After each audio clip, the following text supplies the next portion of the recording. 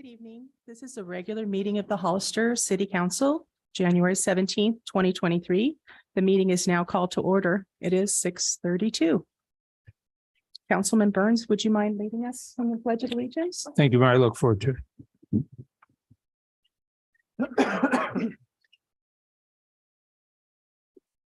Ready, begin.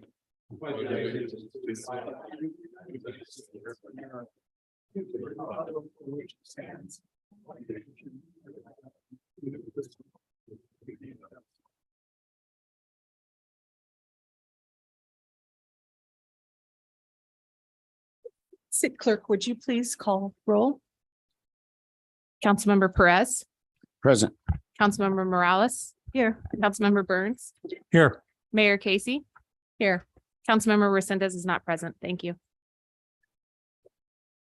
I will now report that the agenda for the City Council of the City of Hollister regular meeting of January 17th, 2023 was posted on the bulletin board at City Hall on January 13th, 2023 at 1:40 p.m. per Government Code Section 54954.2. Thank you. Okay, before we have our first staff presentation, I just want to let you all know I have a hard stop at 8 p.m. I'm traveling to Washington, D.C. for a conference, so Vice Mayor Morales will be taking over the meeting at that time. Staff, can we have our first presentation?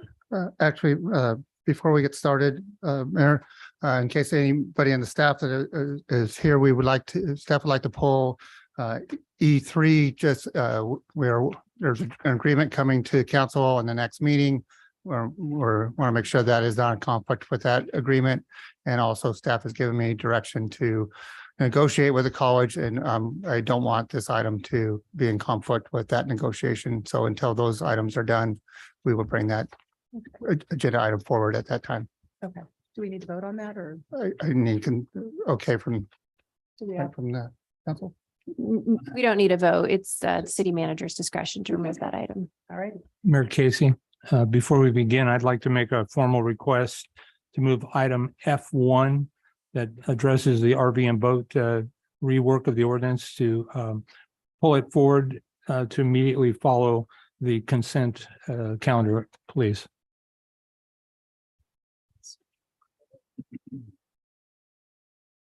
okay. I actually was going to request item F2 to be moved forward, so we'll move both of those forward and we will place them after the consent calendar. Thank you, Mayor. Mhm. Okay, for the proclamation agenda item, I will have the chief of police introduce this one. Thank you.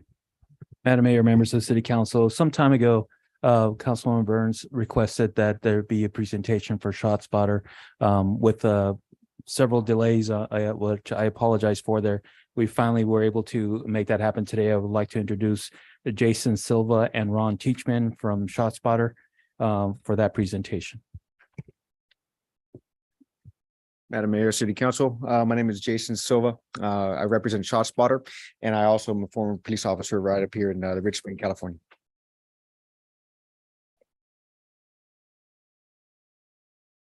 Madam Mayor, members of the council, Mr. City Manager, City Attorney, thank you for the opportunity. I'll introduce myself in just a moment. I just want to begin by saying we appreciate the time you've allotted us. By way of introduction, in increasing importance and relevance, I've been representing ShotSpotter the past 7 years. I have 38 years in law enforcement prior to that, twice a police chief, and I've installed ShotSpotter in both cities where I've served, so I have experience as a customer as well as a representative. We're talking about ShotSpotter, where we say detect, protect, connect. I'm going to take a few minutes of the brief time I've been allowed to explain what is ShotSpotter Respond, what is the gunshot detection system, how does it work? But I'd like, if I may, just to begin and briefly explain the why. Why is this something we think you should consider bringing to your city? Tonight, in some neighborhood, there may be gunfire. What happens next? A resident may be awakened in proximity to that gunfire. They may get out of bed, comfort a child who's crying, and then at some point, they'll go to the front window of their house or apartment and discreetly peer through the blinds. And what are they waiting to see? I expect they're waiting to see a response from your police department. But the reality is that response probably won't happen. And that's not a reflection of the chief, his leadership, or the men and women of the police department, the reason why you will not see a police response is because most gunfire goes unreported. What the police get is only a small slice of what's really happening, on average, less than 20%. And as we look for our police department to save lives, to solve crime, to engage the community, their chance of success doing any of those things be much less than 20%. Now, that statistic is probably alarming to you. You might think that gunfire is reported regularly. Well, let me show you or explain to you, as I've been hearing for 7 years traveling the country, this is not unique to the area. This is what I hear in community meetings across the country. Why don't people call 911? Because they're not sure the noise is gunfire. They don't want to cry wolf. And we want to normalize it as something other than gunfire. Maybe it's a backfire. Maybe it's fireworks. Maybe it's when they drop the dumpster at a garbage truck. Whatever it could be, we don't want it to be gunfire. We don't want to feel threatened as residents. We think someone else is calling. If we looked out the window and didn't see anything, what are we going to offer the 911 operator? I heard a gunshot. We think someone closer to the event will call, so we defer to them. Why make a redundant call? We're afraid. We're afraid if we call the police, they might send a police car to our door. And what if the shooter sees that? And lastly, we've accommodated it. We've numbed to it. We've resigned to it, especially if we don't see a police response comprehensively. Meanwhile, shooters are emboldened to continue to shoot if they don't see a police response, if they're not held accountable. And this spreads fear in the community. Homicides are more likely to happen. Certainly personal injury gunshots are most likely to happen if a police response is not comprehensive. And back to our resident. They don't know any of the data I've just shared with you. They think the police are omniscient, just like the ones they see on television on those cop shows. Every crime gets solved, every bad guy gets identified and brought to justice. So the rhetorical question I'll ask is, as they look out the window, if they think the police know, but the police don't show, what might they think about their police department? Might think they don't care from their perspective as a resident. And this then spreads or creates a vicious cycle. The gun violence continues. So there's a negative perception about the police agency, indeed about city administration. This erodes community trust and puts officers at risk as well. Let me just give you a quick satellite view of what might be happening here in Hollister now without our gunshot detection. That gunshot never gets called to the police. In fact, the first they may know about it is when they get called to a local trauma center emergency room on a gunshot victim. Talk to any officer in your police department, they'll probably tell you that's what normally happens. A private transport, not to have the ambulance come, not to have the police involved, and they get dropped off at the hospital. So first the police know about it. But let's say someone does call and they call 911 and all they can say is, I hear a gunshot near my house, please send the police. Where are we going to send our officer? To the caller's house, which may put the officer in harm's way driving through the danger zone to get to the caller's house. And then they're going to have a redundant conversation with they already gave the 911 operator. And even if the officer comes from a neutral location, like as you can see coming from the north, they're going to have that conversation. They're going to set up a search area around the caller's house. And what will they find? Nothing. Because according to our customers, and we're servicing over about 120 cities right now in the United States, 140 cities. What are they telling us? That the average caller is 2.5 football fields from the actual crime scene. And heaven forbid someone is actually shot. We're not getting to them with critical first aid and first responder care to save a life. Meanwhile, when the narrative in the house is the police don't care, we don't engage with our neighbors. We don't let our kids use playgrounds nearby or even leave the home after school. This is what happens when gunfire is normalized. If having been a chief twice, looking at the chief's perspective, trying to allocate resources effectively, for data, he just has the tip of the iceberg. And you can't manage what you can't measure. So we say, what if there was a way to address all these concerns? Officer safety, public perception, community trust, and violence reduction.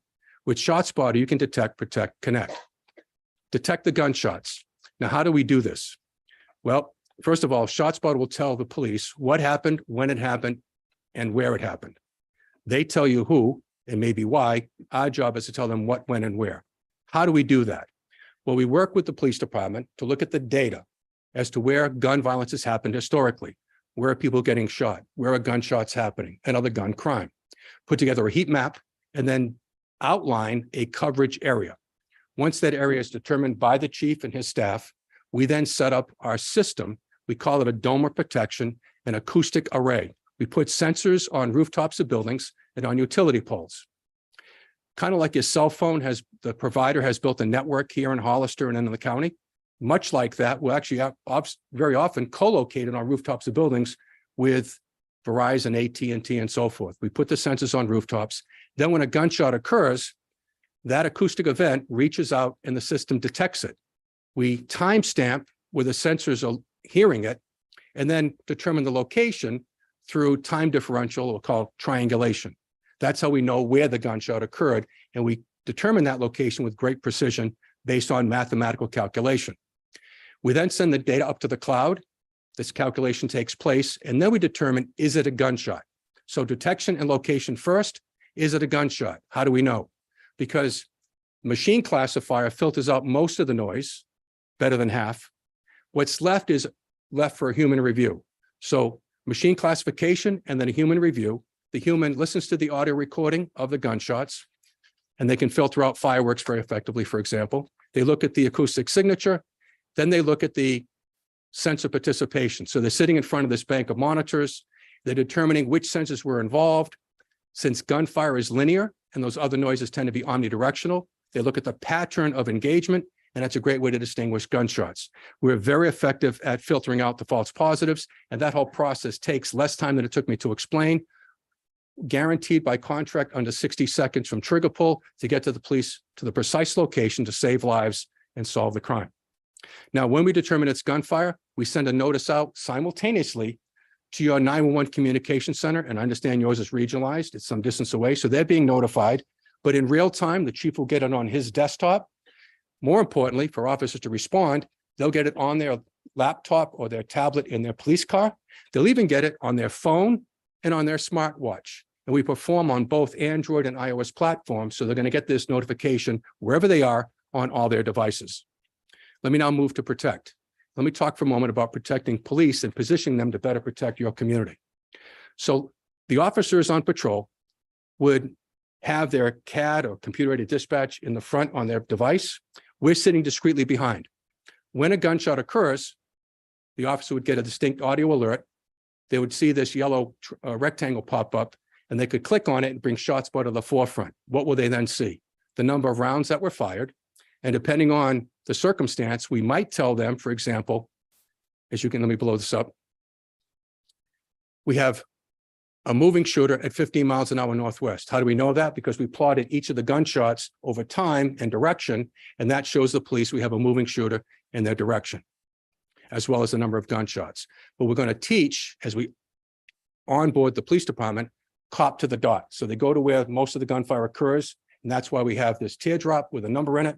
That's what we dispatch to, where we can determine direction. Here's a case where we have 16 rounds fired, as you can see here. They get that distinct audio alert. They see the number 16. We give them the address, and we give them the timestamp of when it occurred. And in this instance, we appended other tactical intelligence, such as multiple shooter, high capacity weaponry. We would also tell them it's a full automatic. So tactical intelligence in real time about the level of threat they're being dispatched to. Very important for them to better protect the community. And while they're en route, they get what we call an investigative lead summary with the number of rounds fired, the timestamp of every round, and the sequence. I'll just briefly state why is sequence important. Let's say that you have two combatants, Jason and Ron. Who's the primary aggressor? We're both going to claim self-defense. But when I'm being interrogated, I freely admit I'm standing on the west side of the street, not realizing my location is inculpatory. I've just identified myself as the primary shooter, because you can see from the diagram, the number one was from the first shot was from the west side of the street. Also very important for the chief with officer involved shootings to determine, is the officer justified in the use of force? Quickly, we have the case where we have 7 rounds fired. Hopefully this will work. We capture the recording of the gunshots and we dispatch that out so the officers can hear the gunshots themselves to verify what they're being dispatched to.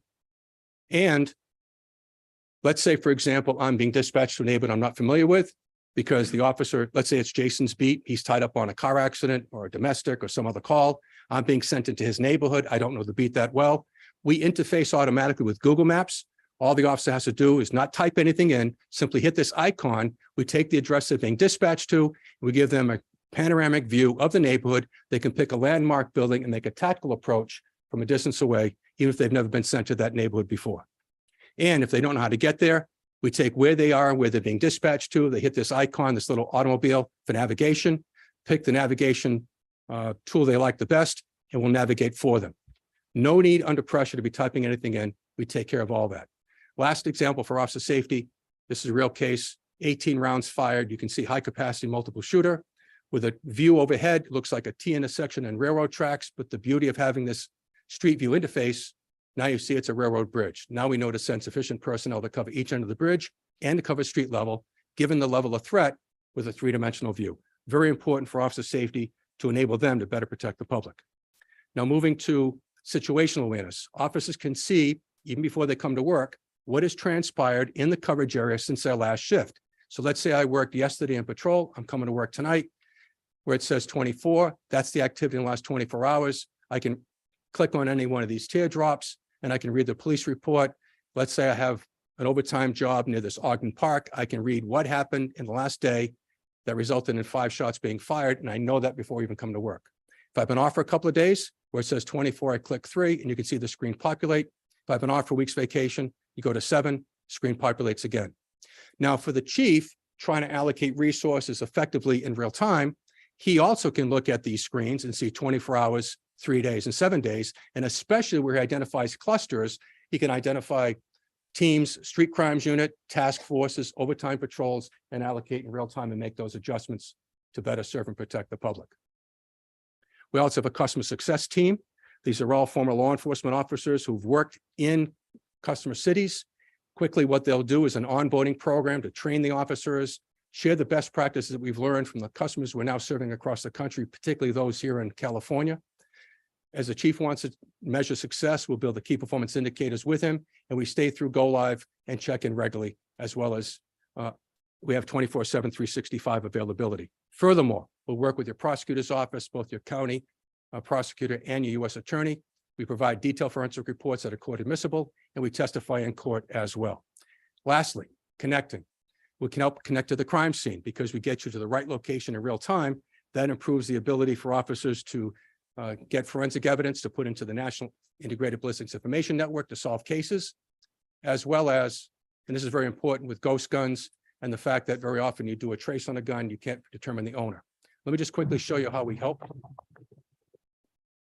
That gunshot would never get called in, probably, but we're now sending the officers to the right location, giving them an opportunity to gather that forensic evidence.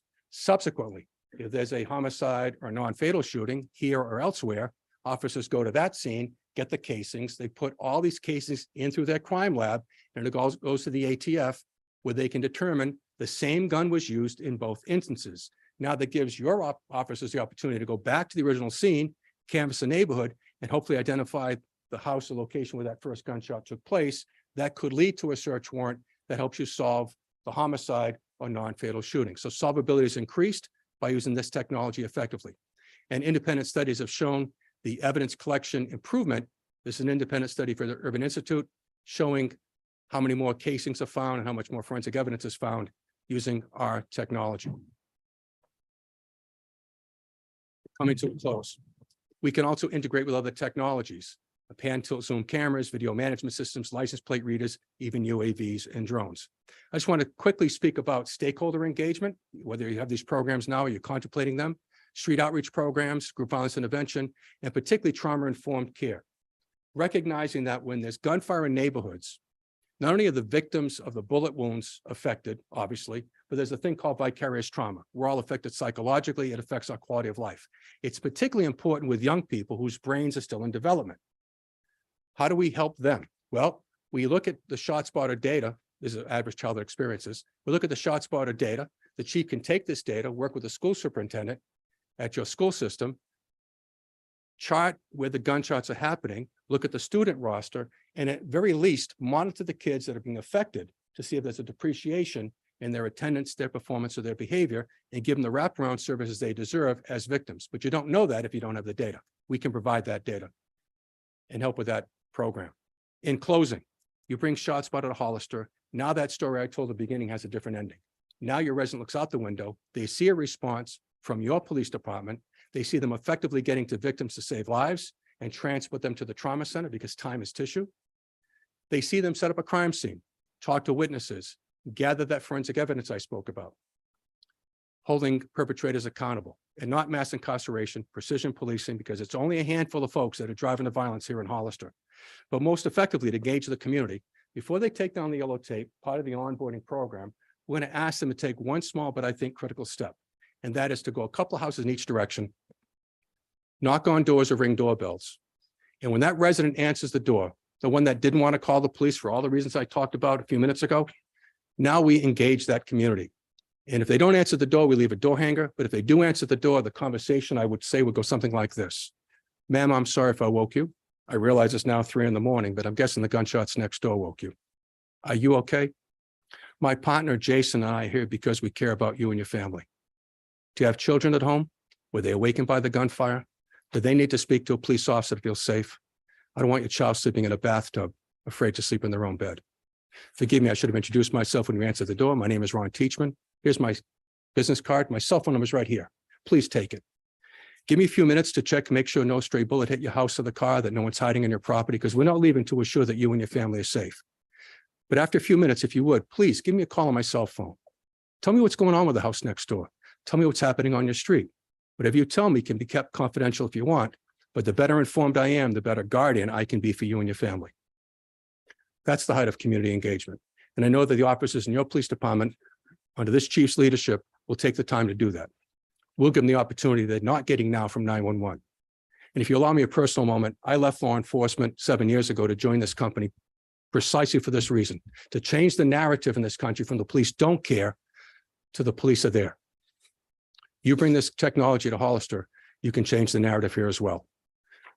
You can detect, protect, connect, and make your community safer.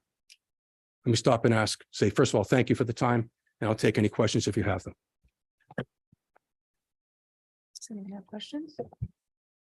Councilmember Burns? Thank you, Mayor. Chief, thank you. Great presentation. I think it's a good example too of being prepared and thorough, and I appreciate that very much. So I do have, I guess, 4 questions.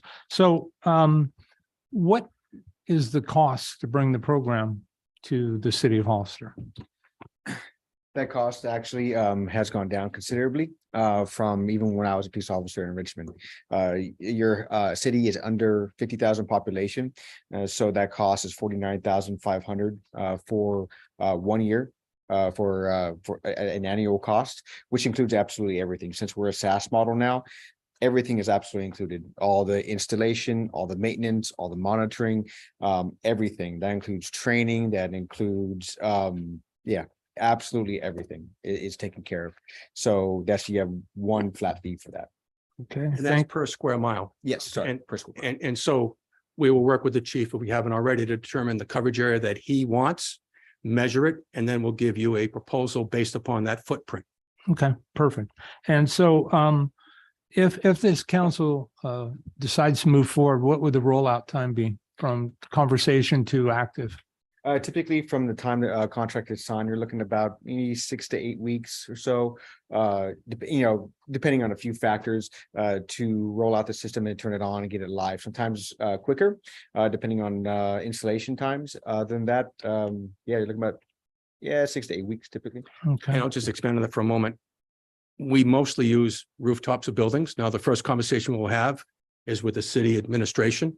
What buildings can you provide? Schools and government buildings first, but that's not enough to satisfy our appetite, because generally it's looking at 20 to 25 sensors per mile. So it's on us to go seek those private permissions to get on those rooftops. Again, that's why I use the analogy to your cell phone, because the cell phone provider has already done that as well. We like to be up high, so we look to high buildings first, utility poles secondarily, and that's what varies. Now, any kind of city cooperation to identify those rooftops would expedite the process, but we say 4 to 6 weeks on average okay. per mile. Okay, and then when ShotSpotter goes in, have you noticed nationally or in California that when a city becomes known for having ShotSpotter, is there a reduction in the amount of shootings that occur, or do they actually increase because there are more being detected that would otherwise go unreported? So your detection rate will increase in the coverage area. Since we say the national average is getting less than 20%, and we're going to contractually guarantee you better than 90%, you're going to see a slight increase in calls for service in the coverage area, but only as to gunshots. We like to see and have seen in most of our customer cities is a decrease in the actual crimes of homicides, non-fatal shootings, and shots fired, because we position the police department to better identify those people doing the shooting and hold them accountable and suppress that crime. Thank you. And my final question, you used a phrase that I don't understand, but I'm sure you can explain it. I think you said time is tissue, and can you expand upon that, please? Yes, and forgive me, that's a term that we've heard from the medical community as I started to work with them. We've got many cities where the local hospitals are helping to fund ShotSpotter, and that's a terminology they often use. People bleed out from gunshot wounds in 3 to 4 minutes. So it's mortality and morbidity. You know, if you may survive, but your survivability is affected by the time it takes to get medical treatment to you, to stop the bleeding, to suppress it, whether it's a police officer getting there with tourniquets or quick clot bandaging, or getting you to a trauma center so the surgeon can provide those resources. Time is of the essence. Time is tissue. You're losing tissue by not getting blood flow, healthy oxygenated blood flow to the organs and to your tissues. That's why we say time is of the essence. Great. Thank you. Thank you both for your presentation. I truly appreciate your time. Do we have any other questions? Councilmember Perez. Yeah, I'd like to buy 2 of those for me. Great, great. You know what? You did a great job on your presentation, especially when it's something as concerning as the safety of our officers, first responders. Is our system compatible with what they ShotSpotter? Do we know? Do we know if our system is compatible with the ShotSpotter? It should be. Yes. You're talking cameras and stuff? You know, we haven't had that discussion, but I'm sure, you know, Okay. we can look into that. Yeah, that's something we can look into. We haven't got to that point yet. But Okay. yeah, we This- do have the cameras that he spoke about, and to integrate that, if feasible, that would be the way to go if the council decided to go that way. I guess maybe I'm pushing this fast because it's like, I'm totally in for this. Like, this is great. It's something our community needs with our staffing, protecting our staff and keeping our staff. If I may, and forgive me if I was somewhat confusing the issue, we have the ability by pushing out an API, giving you the coordinates of where the gunshot occurred, that if you have a CCTV system that can pan, tilt, zoom, we can help move it in that direction. And we work with all the major video management systems. However, we also explain in best practices, and I'm sure the chief has done this, to inventory all your camera assets, whether it's the gas station with the outward facing camera, whether it's the bank ATM, like the Bank America next door, or it's someone's Ring doorbell, that the chief has those assets inventoried, even if they're not directly controlled at your 911 center, so that if there is a gunshot incident and they're trying to investigate, we know precisely where and when it occurred. That's what ShotSpotter is responsible to tell you. Then you simply look around in your inventory and say, okay, the gas station there, that homeowner there, that bank ATM there, let me get those key holders to show us the video to see if we've captured the gunshot and have it on video, or access to the crime scene, or flight from the crime scene. That's where the inventory comes in. Awesome. So even if we don't have direct integration, we can certainly be a value add to your infrastructure of cameras right now. Thank you for your presentation, and I'm totally supporting this. Thank you, sir. Councilman. It's your question. So great presentation. Thank you. Impressed with your delivery and the organization. I think my questions are more for the chief. How many incidents have we had of gunshots in the last year? I don't have those figures with me right now, but obviously we had several shootings last summer, including some homicides, and we've already done the research. I think it's in the other presentation that's on there where we analyzed those gunshots, and working with Jason, we determined the proposal where this would go in the future based on the calls for service related to gunshots. But that's in another PowerPoint presentation, and I thought this one was a little bit long as it is, but it would be determined based on the number of calls for service and specifically gunshots that occurred over the last year. Okay, and I only ask because I think it'd be important for us to identify the need. So number of gunshot in the last year, and then in the last 5 years, my understanding in terms of crime is that we've had on a state level, every jurisdiction has, at least in the last 5 years, seen a decrease in crime. We're just now starting to see an increase in the number of referrals and the types of crimes. So it would be very good because it is $49,000. And if it's coming out of general fund, there's a lot of other avenues, such as like the JAG grant that could pay for the service that doesn't necessarily have to come out of our budget. The other questions I had, so your program, I think, makes an assumption that we have a lot of things in place. So I think from the police chief, can you talk about the programs that we're able to access? I doubt that we have wraparound services, but maybe I'm wrong. So would you be able to elaborate on the wraparound services that we have? What do you mean by wraparound services? So maybe I have my own definition, but if you'd like to elaborate. Sure. So I was speaking generally because we have not had a chance to meet with the chief and analyze what resources are here. What I was speaking to is our customer success program more generically. And part of that is our team would come in, work with the chief and say, okay, what do you have in the city now that we can share the data? We call it data for good. So for example, as I explained, meeting with the school superintendent. Can we share that data with the schools so they can identify which students are being subjected to persistent gunfire that may be traumatized, that need counseling, need psychiatric care? Let me just say for a moment, when I was growing up as a kid, when people didn't come to school, they were truant, they got suspended. When their grades failed, they were held back. And when they misbehaved in class, they were expelled for their behavior. Well, very often those same kids may have been victims of crime who were traumatized, but we didn't see them in that light. Now we have the opportunity with the data we're providing to share this with our school system and maybe treat these kids with the level of services they deserve. And that's when I speak about wraparound. We can talk about counseling. We can talk about other programs, street outreach programs, violent interrupters, working with the chief to identify if there are any gangs, groups, cliques, or crews that are driving the violence, doing group violence intervention, using other services for referrals. Those are the kind of things we'll have a discussion with once we get better acquainted. Thank you. So the wraparound I was talking about is when there's an incident that occurs. You have a resource officer, for example, that provides wraparound services, whether it's a referral to behavioral health,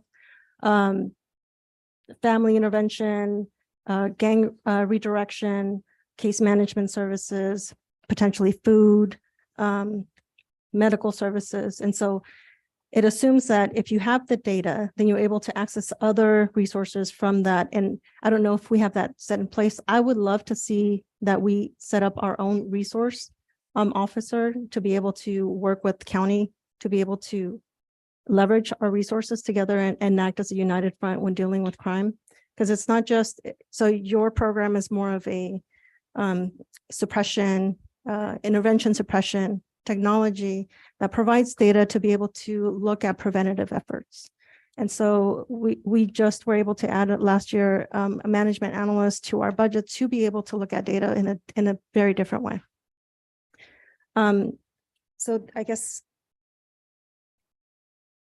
loved your presentation. I think that we would love to see our department probably first identify prevention intervention services, look at more collaborative efforts. If we are going to be utilizing data for us to have the internal resources to be able to analyze data and then purchase the software needed in order for us to further our cause. And if we do decide to purchase software that be through funding available to law enforcement agencies to be able to make these kind of purchases without impact our general fund. Yes. And looking at the data that was provided in the presentation, the crime from last year, we had 26 shootings, 67 brandishings, and 74 aggravated assaults and 2 homicides. That was part of the analysis for determining if we went forward where we would be implementing the ShotSpotter. In regards to the JAG grant, we don't qualify for the JAG grant. We already looked into that. We just, our crime, it's a catch-22. Our crime isn't high enough, which is a good thing that crime isn't high enough, but we don't qualify for the JAG grants. And all those resources that you're talking about, they are available. They're mostly through the county. We do have the mental health officers assigned to mental health they're primarily dealing with 5150s and people suffering crisis, but they are a resource for anything that Ron was talking about in regards to working with our public and the needs of the effects of gunshots or shootings in our community. We would love to work with other members and partner. But as you know, our mental health department is overburdened right now with a lot of things, and we would love to work with the schools. We have not approached them about this. It would be great if they would be willing to work with us, but I don't know what their resources are in regards to that. And I must say that those aspects, although they're great, they're added benefit from having a shot spotter. The main primary focus is to identify them, arrest these people when we're going to the right spot versus going to the wrong spot or not even being called at all. Do you have another question? Actually, Mayor, I didn't have another question. I did have a comment though, if I may. So 110% I'm in support of moving forward with this. Chief, what I would also like to maybe suggest would be, absolutely, I think there need to be areas where the troubles are occurring that need to be the focus, in my opinion. But I would also like to maybe see us put at some cost, and I don't even know if this is possible, but I think parents are always concerned about school shootings, and oftentimes delay is the challenge. And so I would love to see us put the technology at all of our elementary, junior high, and high school. And in addition, probably the skate park and other areas where we have people congregate, where there's the potential for problems. And so I don't care whether it costs $50,000 or $500,000. I think the cost to prevent one person from being injured, whether it be a member of our community or, heaven forbid, one of our law enforcement officers, it's money well spent. I see it as good insurance, and I'd like to actually expand the coverage. And I don't know if you offer isolated where they could pop it in at the high school or they could pop it in over at the junior high schools. And so I'd like to see a broader conversation, frankly. Thank you. Thank you, sir. Sorry, real quick, Mayor, just to kind of go back to what the council said about costs. Councilmember Burns actually said it perfectly, that the cost for injured officer would outweigh what this would cost. Also, with us having the difficulties of hiring officers, this gives us another tool that is right away. I mean, we're sending officers to training that's going to take longer than getting this in. So that it's an electronic officer for us is what will help the force. So I hope you like to consider that part of it. Okay, I just had a few quick comments and questions. Please. First, excellent presentation. Thank Thank you. you so much for coming in. I have pleasure. to say that the thing that impressed me the most was the tactical intelligence, the fact that our officers won't be walking in blind and will know what they're dealing with. That alone is just, that makes it worthwhile to me. And also the idea that it can help with evidentiary proceedings after the fact. My questions for you, first, you talked about the time being 6 weeks or so, or 8 weeks to get things set up. How about the onboarding of our officers? What kind of training do they need, and what is time for that? So thank you. What we'll do is, once our project managers begin the deployment and build the array, we then work with the chief. We determine with some degree of accuracy a go live date. So pick a day on the calendar and then work back from that. We'd like to do the training close to go live. So whatever we tell the officers, they don't forget, it's ripe and relevant. Also engage in the prosecuting attorneys, as I said earlier. So that whole training, the PSAP people, I know they're remote, they have to be part of the conversation as well. So our training team will work with all those entities to schedule the training close to go live at the chief's convenience. And that training can be on site, in person, can be remote, whatever the chief wants. It entails knowing how the software works, making sure they understand how to get it on their devices, laptops, tablets, phones, watches, whatever devices they want to engage, and then doing some simulation training. What I didn't show you, because time didn't allow, we have a second companion package, all included, called Insight. What I explained to you tonight is we call Respond. That's the immediate notification. Insight is a digital repository of all the data that the chief and the command staff and the analysts can look back, and they can say, what's our most violent time and day of the week? When are we seeing most amount of machine gun fire or high capacity weaponry? Where is this taking place? All these analytical tools are available. Now, we may not have to do the entire department. He may have certain staff that he wants, like detectives, to have access to that.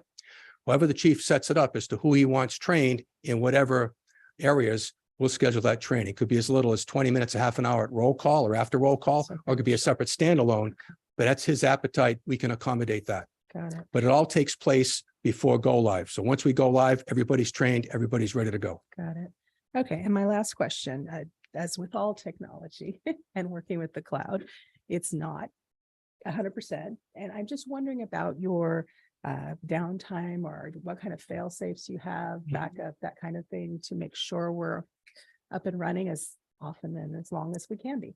So we will, and Jason can talk to this, and the proposal that we will give you will include a lot of promises, but in contract. We are contracting to be in service to you 99% of the time.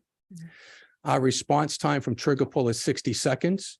We give you a 25-meter, 82-foot radius location. So all the things I spoke about are in the contract and promised. If there's a period of time that we're not available for whatever reason, that extends your contract at no cost. But I can also tell you that worrying about or concerning about availability, where historically, when I joined the company, we had one incident review center. It was our headquarters here in California. We built a redundant site on the East Coast. So if anything should happen to our headquarters, and frankly, during COVID, we've learned to work remotely like everybody else has. So our incident review center people are able to work from home as needed, but we have them work together. So we have peer review on a lot of these incidents. So a site in Fremont, California at our headquarters, a site on the East Coast for redundancy. And our system is very rigorous to withstand all kinds of weather conditions, including some of the bad weather we've had lately. As long as we have electrical power at our site, we can run. Okay, thank you very You're more than much. welcome to come to Fremont if you would like and see our headquarters, and you Yeah. can tour and see actually everything happen live as well. Okay, More than thank you very much. Appreciate it. Any other comments, questions, or we'll discuss this again and take it? Unless you have any direction at this point. That would be my question. What is staff looking for to move forward? Yeah, I think seeing that you, this is something that you're interested in, it will help the chief as we move forward with the availability of it, and to either bring back a request for proposal, or actually look into sole source it. We'll work on that to bring forward to the council. So that's. So Mayor, I'd like to do something time specific. I know that these things take time, and time is important, I believe, to move this forward, I think. And so I don't know, Chief, what is reasonable or realistic to knowing that this is a 6 to 8 week rollout, if this council supports it, and to push this forward? I think if that's a direction of the council, we can come back next month with the city council. It can be sole source. Yeah. Especially if that's the direction that you want to go. So do we just need consensus to bring it back? Is Yep. that- Then do we have consensus? Yes. So, Chief, if you would consider exploring options with, or partnerships with the sheriff's office, district attorney, probation. I'd imagine that this tool would be schools. I mean, even Parks and Recs department. I know they're ours, but, I imagine that the information would be useful and beneficial. And since it impacts those offices, maybe we can do something with cost sharing. I can look into that and see if there's a possibility. And Mayor Casey, we do have one public comment for this item Oh, okay. from Elias Salinas.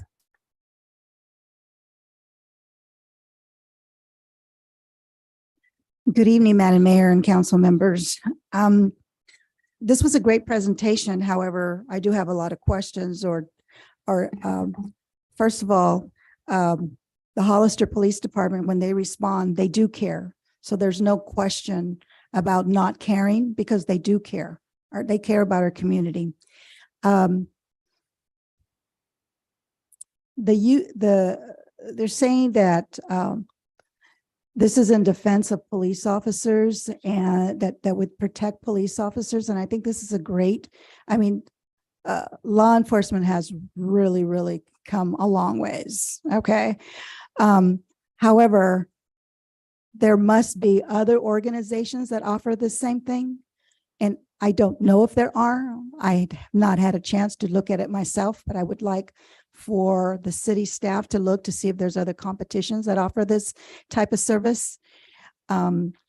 The schools have counseling.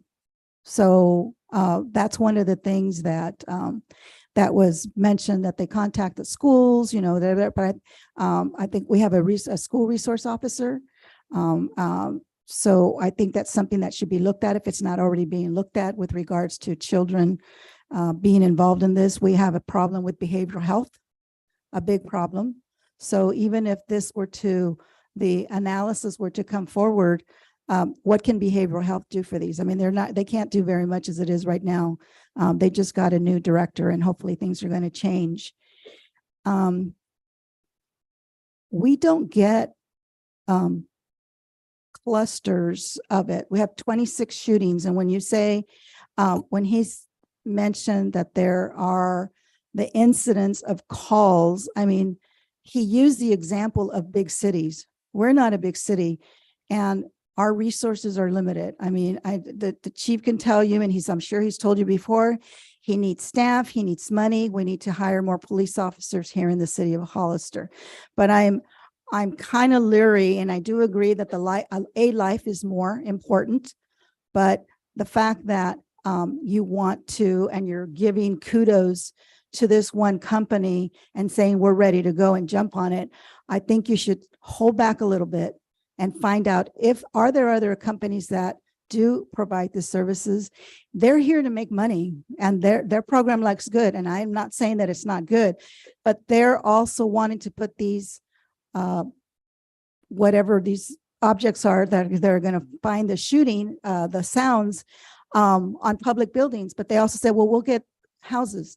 They're making money. Are they going to compensate those personal homes for putting their product on top of these homes? Thank you. Thank you. So at this point. I believe the chief got his direction. Okay. So we're good to move forward. Okay. So I think we're going to move forward to the consent agenda.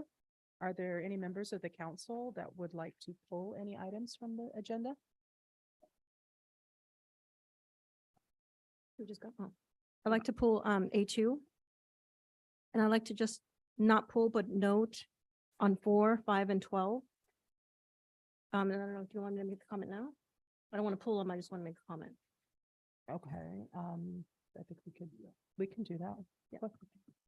So for A4, 5, and 12, I'd like, so one, thank you for the grant. I'd like to see when we are ready to go out for bid, that we bring back policy that deal with, and we've been talking about this for a while, that extends and looks at our procurement policy to look at skilled and trained labor, that we prioritize local hires.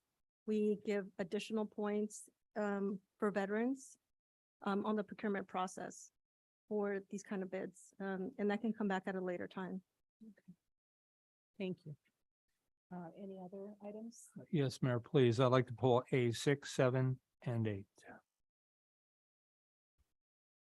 Okay. Councilmember Perez, any? You're good.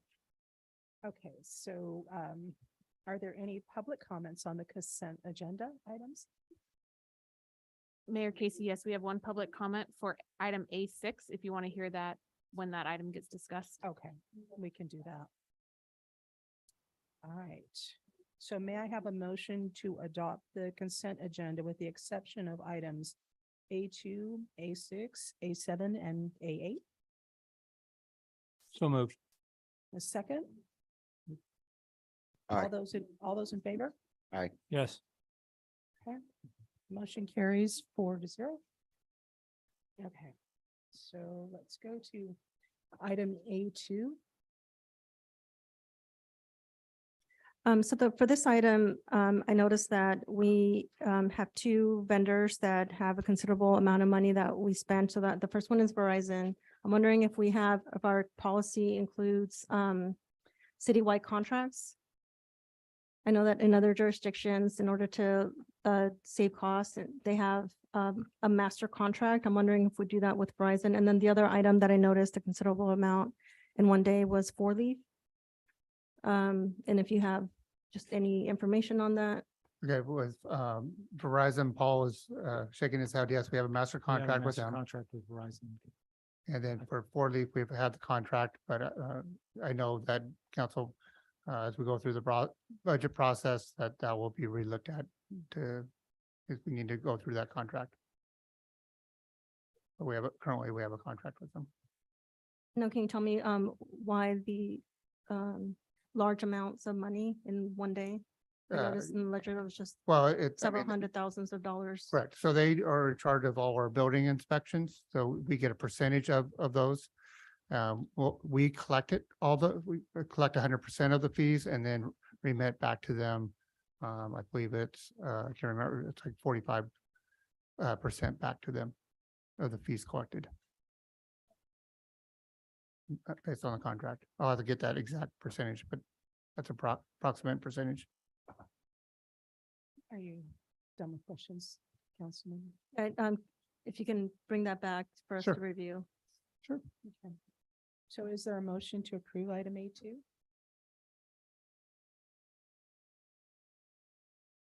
I make a motion. May I have a second? Second. All in favor? Aye. Yes. Motion carries 4-0. Okay, that takes us to consent item A6, Councilmember Burns. Thank you, Mayor. Mr. Miller, I'm just curious, this is in regards to the naming of one of the City of Hollister parks for Buzz and Irene Hart, and I couldn't be more supportive of this. But in reviewing the staff report on this, it showed that the initial application was submitted on August 2nd of 2019. And I know COVID has some impact on some things, but my dirty math would take me to about 3.5 years. And I just want to know why, because it just seems extremely long to move something forward that makes so much sense. So thank you, and I'll look forward to your answers. I will have Tina actually answer that question. Good evening, Mayor Casey and council. Yes, it did take some time, and we presented it a few years ago. Council had decided at that time they wanted to review the new wording when it came to submitting an application for submitting the process on how we went about naming a park or a facility. So we brought it back to council in 2021. We rescinded the resolution. That's what I was trying to say. We rescinded the resolution. It went through our Parks and Recreation Commission. And then we asked all of our applicants to resubmit their application to name a park. And we received one from Irene Hart, yes. So it's safe to assume, unless council takes and reverses an action in the future, that this can be a more timely process, I hope. It's in our policy that it is a timely process. Yes. Understood. Thank you. Appreciate that. And I think this is a great opportunity to recognize some people that have really made a difference in our community. So thank you for pushing this Yeah, forward. Councilmember Tina, there was like 3 or 4 parks that were presented at that same time, and then they got told to go. We were given direction to come back with a new policy, and which Tina just said. So We just, out of the 4 that were submitted, we received 1.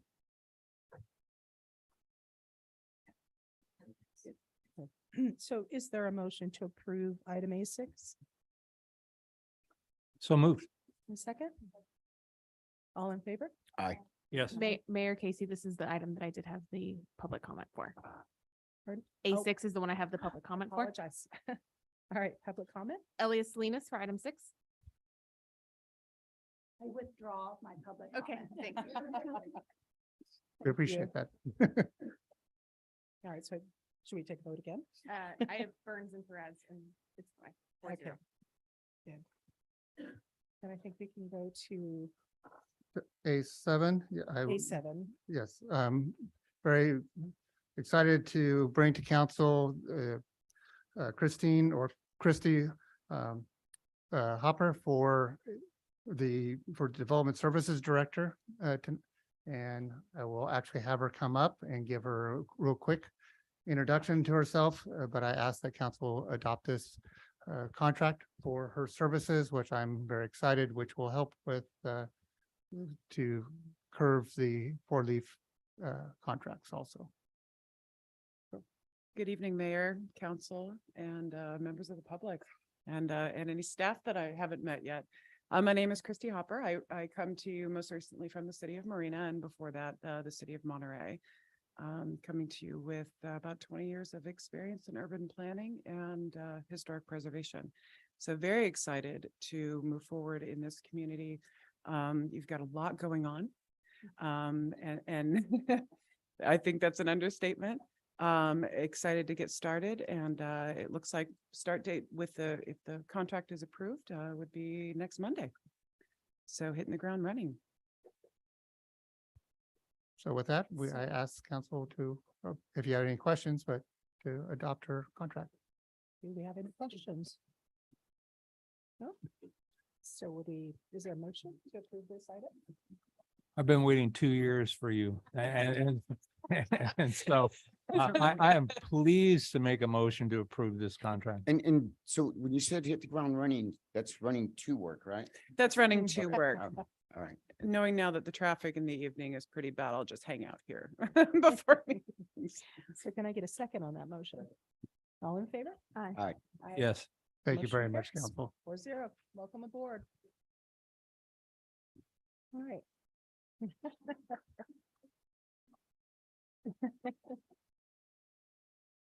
And our last item, consent item A8, was that Councilmember Burns? Did you have questions? Actually, I don't have a question. I have a comment. Now that we're moving, it seems as though if council moves this forward tonight, we're actually on track to start moving the project forward. Absolutely. We are, and we're excited to move it forward. We've been getting a lot of questions on when we'll start seeing the building of the new park and the renovations at Dunn Park. So with this passing, we could begin. I do have Roy on the line with Veneer if you have any other questions for him, excuse me. I honestly, I don't. I just would like to ask that in both projects, maybe we put up some sort of signage talking about this is your taxpayer dollars at work, you know, particularly at the fire department, over by the fire department on Union Road. Right now, it just looks like a lot full of weeds, aspiring weeds and problems. I don't like to correct council members, but I think we named that street, just so if you remind. I don't want you to call it Okay. Union. Right, right. Thank you.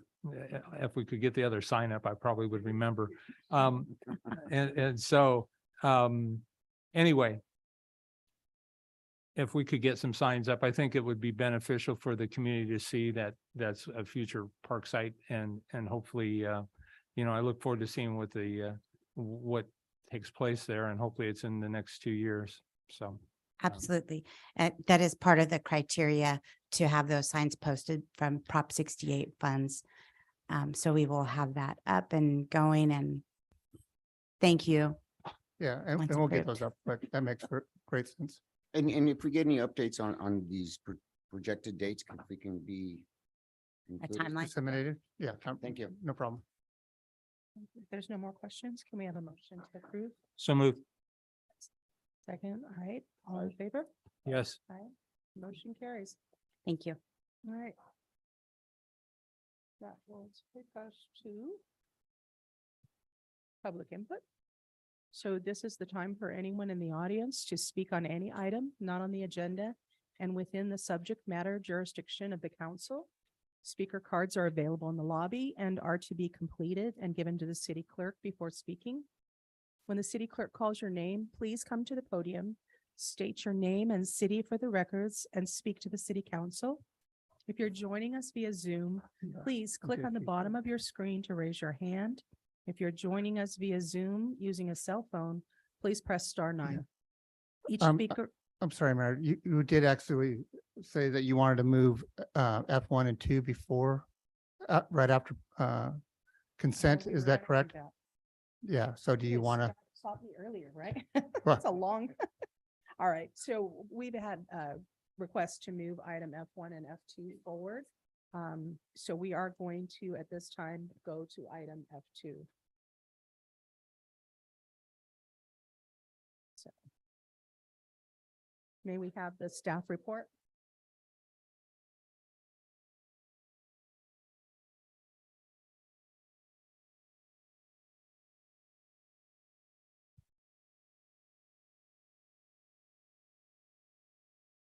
Thank you. Good evening. This is item F2 on the agenda, and this item is with regard to the initiation of a general plan amendment and a initiation of a rezone for a property located within the city of Hollister.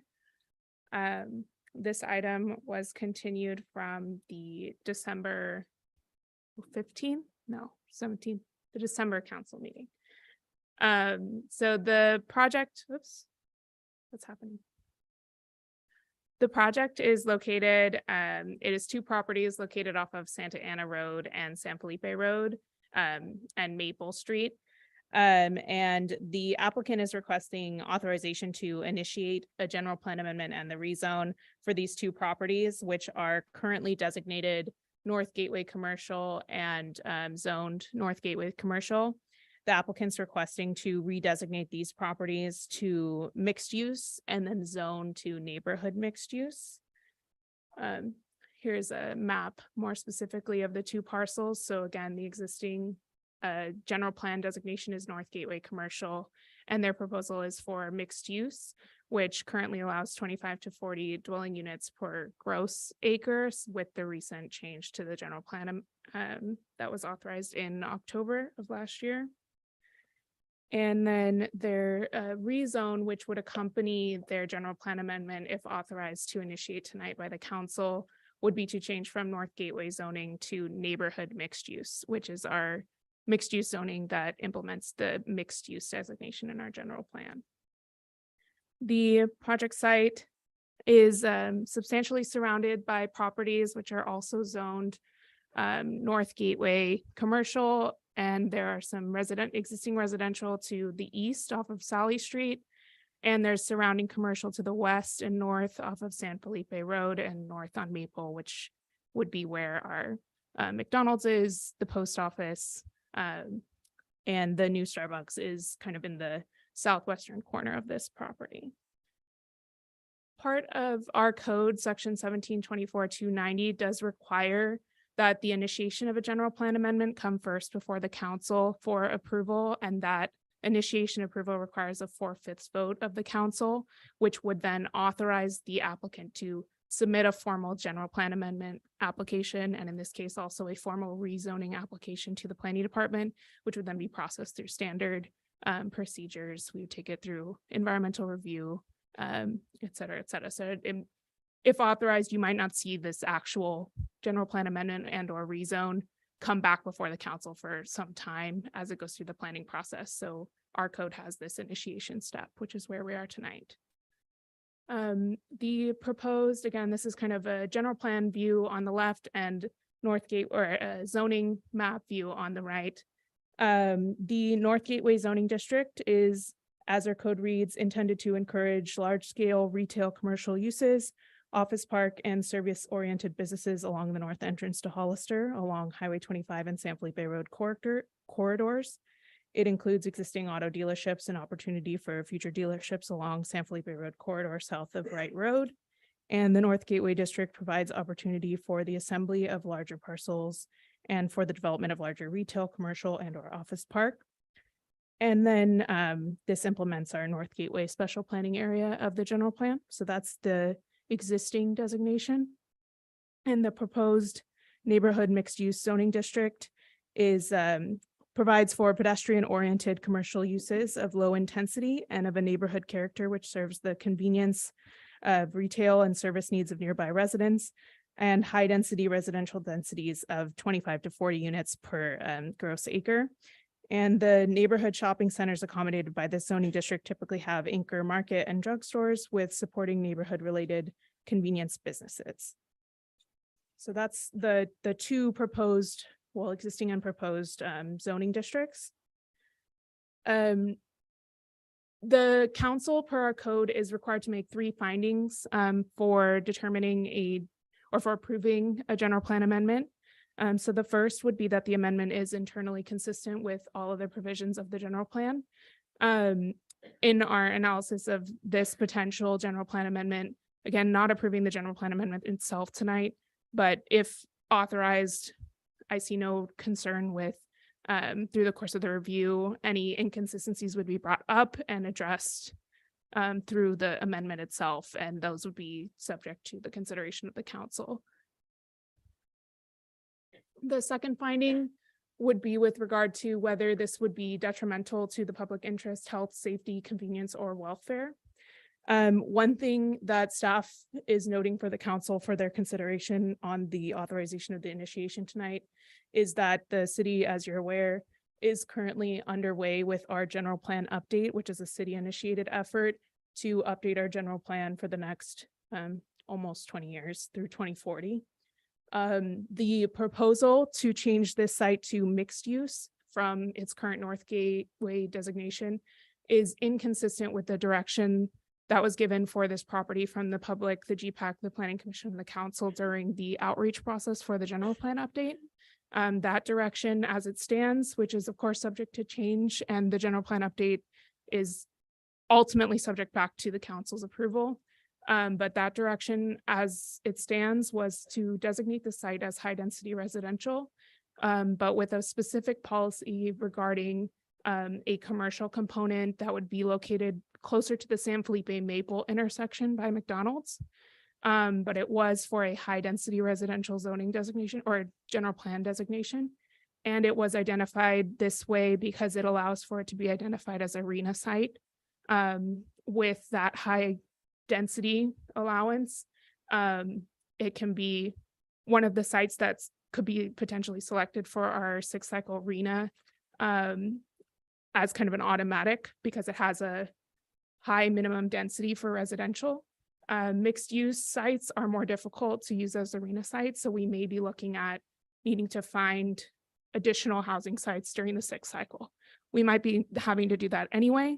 But this was one of the sites during that process that was identified for high density residential with an intent to potentially use it as arena site.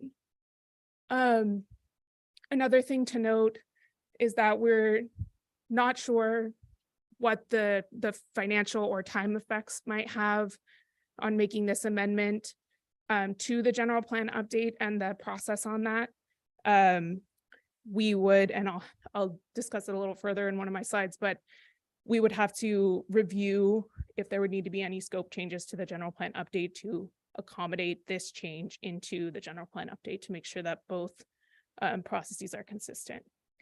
And then one other thing to note is that the applicant for this initiation, while not at the place where they're submitting a development application, we did review as staff a preliminary application with them for this site, where we identified the concerns of the general plan update and the timing for this project as well. But they are proposing, or we're proposing with the preliminary application, potentially a residential and live work site. And that may or may not be consistent with the new general plan, the current code, or any potential code. So there is a potential project, but staff hasn't analyzed it under any code or general plan because right now it's designated commercial. So that was what we reviewed the preliminary application under detailed. The third finding is that the affected site is physically suitable for proposed or anticipated uses.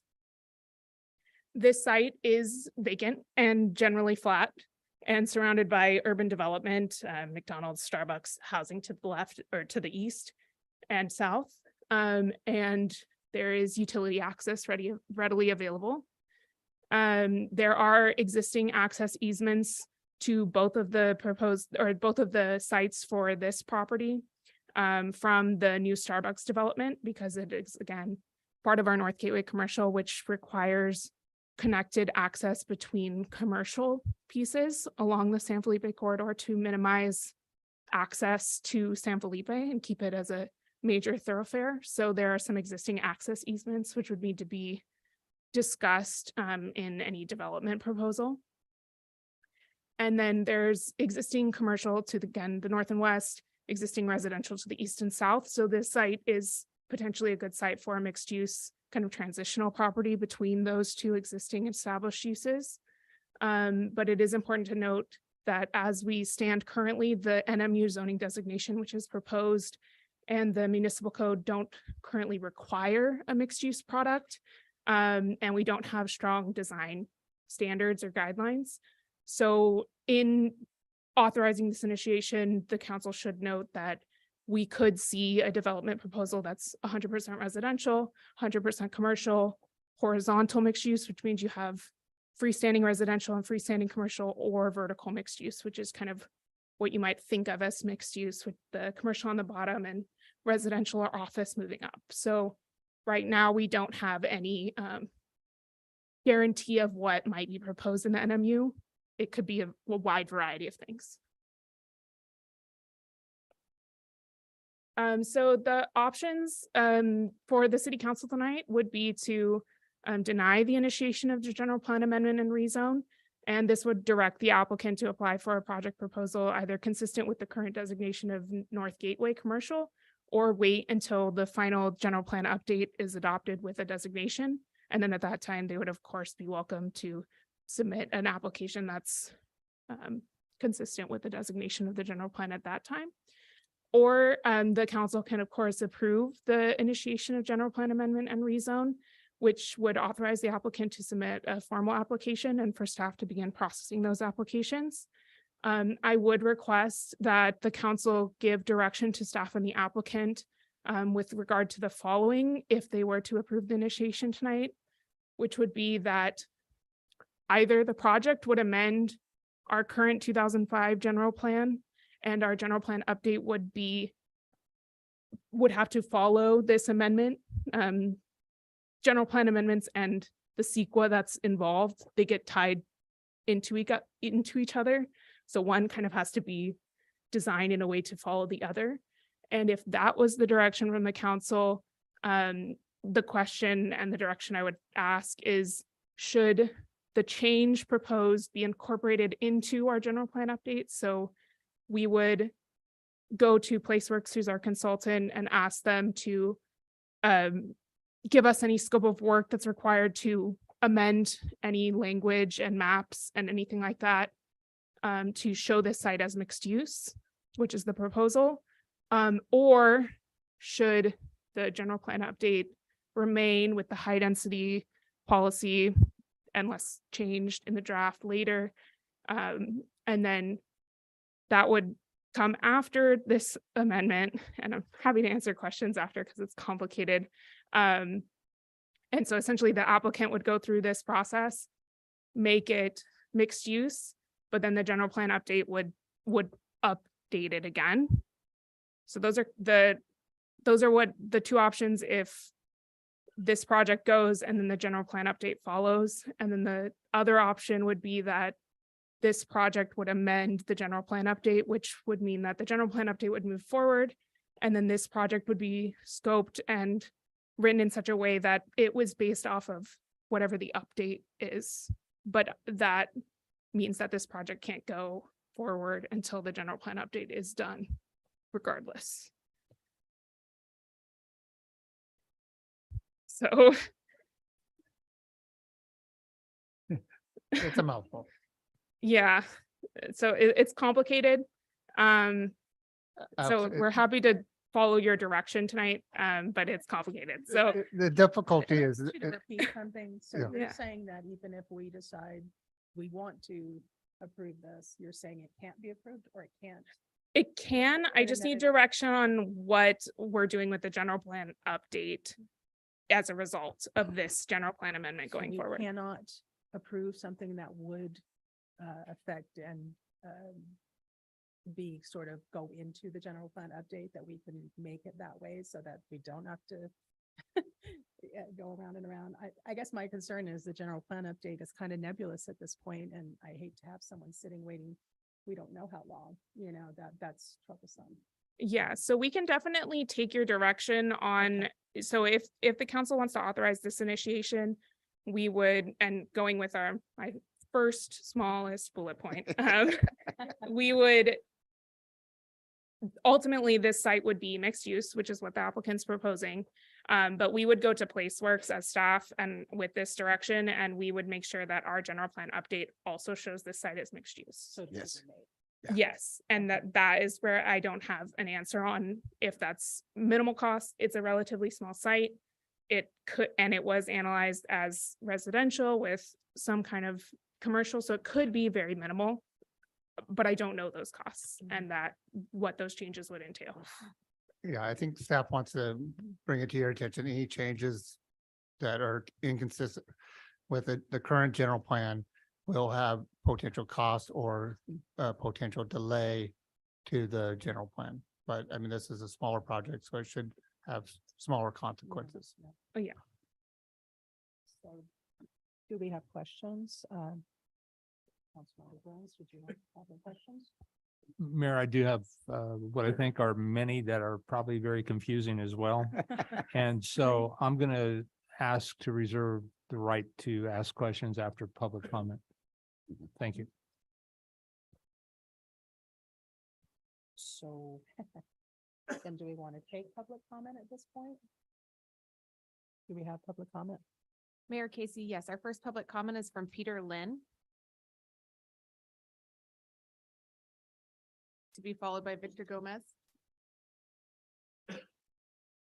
I am not Peter Lynn, but Peter is here. He's the applicant and happy to answer any questions you may have. So yeah, a little bit more comprehensive than we were hoping that we would bring this to you with. But just as a friendly reminder, I know three of you and I've met with Mayor Casey. We've discussed this project in the past, brought it to council back in April. And in green light, right? Do what you need to do. We waited a month. We made it a 2 months, 3 months, and the general plan kept getting delayed. And unfortunately, this is why we're here. So no blame being cast on anybody. It is what it is. That's behind us. We have new leadership and certainly happy that we anticipate, the process of the general plan moving forward. With that said, we had no option other than to bring this general plan amendment to you. So we are happy with, if you do give us the green light today to process this general plan amendment or initiate this general plan amendment with bullet point 1. If there are any additional costs to it, we certainly entertain having that discussion with staff. But at this point, we'd just like to proceed with the initiation of the general plan amendment. We have a lot of work to do. We're going to have to do environmental work as well. So we have a lot before we even bring a project to you. So again, we're because of time, we're going to cut our presentation today. But we've talked about this live work, and we're excited about it because your new general plan designation, or at least in the conceptual map for your 2040 vision plan, it has it at full high density residential. And though I personally believe, no surprise coming from somebody like me, that we need housing in our community and we need higher density housing, we'd still like to have an office commercial component to it, right? So your new general plan, your 2040 vision plan, has strictly residential. We're actually saying, let's not do that. You don't want to do that anyway, because right now you have North Gateway commercial, and then you're going to high density residential. What we're saying is, okay, that's good that you're adding high density residential, but let's keep at least some commercial office space in this project. So anyway, I just want to explain that to you. Again, we're happy to eventually bring a project to you if we get to that point. Looking forward to working with Eva and staff as well, and your new development services director. Thank you for doing that. And certainly look forward to again bringing the project that we brought to you forward, this work live project that we've discussed in the past. We're going to pass on our presentation today, but we're happy to answer any questions that you may have. Mayor Casey, the other public comment we have is from Elias Salinas. Good evening. I'm not an eloquent speaker as Victor Gomez, so I'm just going to say it out. The general plan, as he said, is your general plan. It is not your general plan. We know what happened with the committee with regards to the general plan. This is a great idea to bring it forward so that we could start getting some type of economic development into the city of Hollister. I would recommend that you go with the recommendation of going forward and allow them to amend it. And I guess I was going to say in public comment, but because it has to do with the general plan, the amendment of the general plan. I strongly suggest that the entire city council go through the general plan, the proposed general plan, through teeth and comb, as they say, and establish a committee to maybe have some more amendments to that general plan. You don't need to start over, but that general plan was controlled by one individual, and the entire committee was controlled by one individual, and it does not benefit the city of Hollister, but that one individual. And you need to please go ahead and amend this so that we can try to get this proposal going through. It's going to take them a while to go through it. Victor Gomez, you all know, is an upright person when it comes to doing the right thing and going through the right channels. So the fact that that land has been vacant for decades and someone is coming and willing to do something with it says at least something that someone is willing to spend money to try to develop it so that we can have, as a city, you can have some kind of tax revenue. So please do the right thing. Thank you. Thank you. So do we have questions from council? Mayor Casey, we do actually have two public comments from members of the public on Zoom sorry. that have raised their hand. No, they've just come up. The first is from Mark Shahinian. Mark, you can unmute yourself and you have 3 minutes. Assume you guys can hear me. Yeah, Shahinian, thank you very much. Mayor Casey, council members, my name is Mark Shahinian. I live in San Francisco. Thanks for the opportunity to address you. My family owns the land, this vacant lot, upon which this project is being proposed by Republic. On behalf of my family, I'd like to voice our strong support for the project. So, as the previous speaker mentioned, this has been vacant for a while. When my family bought the land, I was 12 years old. In the intervening 35 years, Republic is the strongest buyer we've encountered with the most carefully thought through vision for this property. We've preserved this land for just this sort of opportunity. Republic's thoroughness and their carefulness has impressed us. Before we even signed a contract, Republic had already put significant thinking into their development proposal.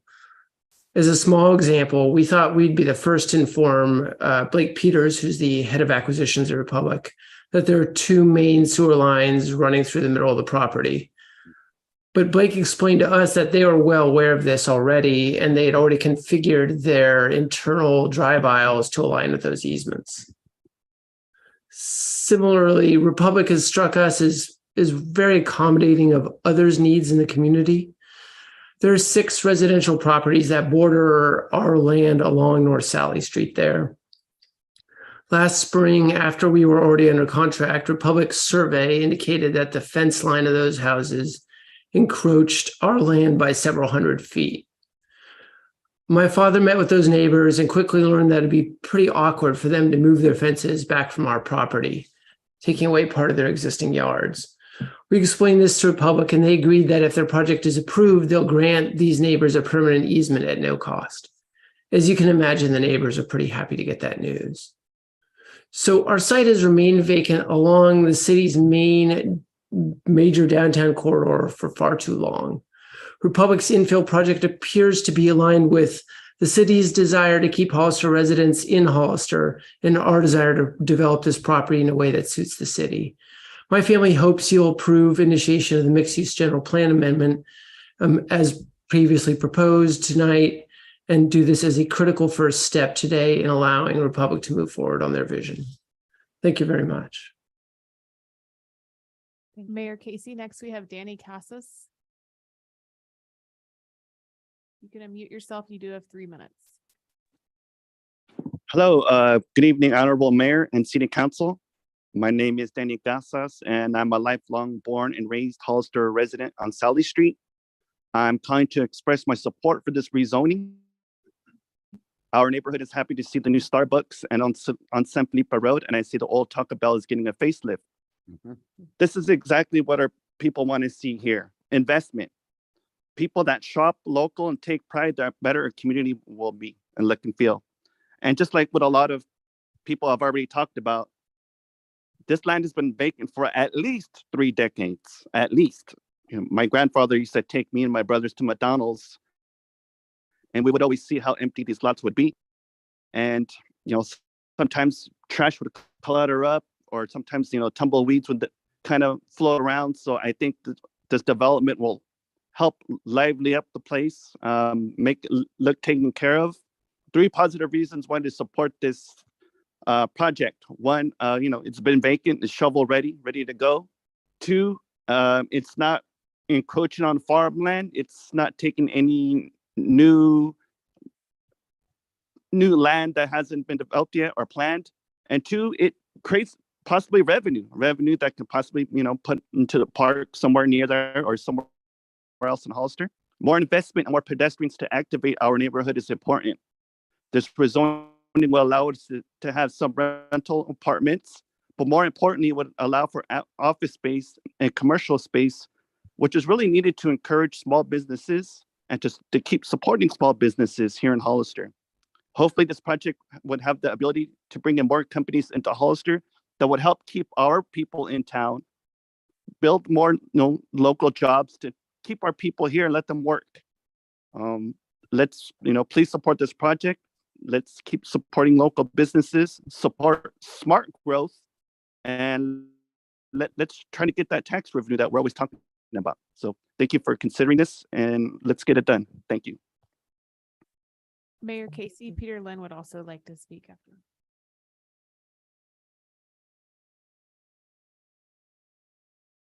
Hi, good evening, Council. My name is Peter Lynn. I'm with Republic Urban Properties, the applicant for this item. I just wanted to give some words. I know we have a little bit of time, but I'll be quick. We have a presentation. I don't know if staff have the, on the computer. Okay. No, okay, that's fine. I can just speak to you guys. So essentially, like I think like the speakers have said before, this site has sat vacant in the city's corridor leading to downtown for a very long time.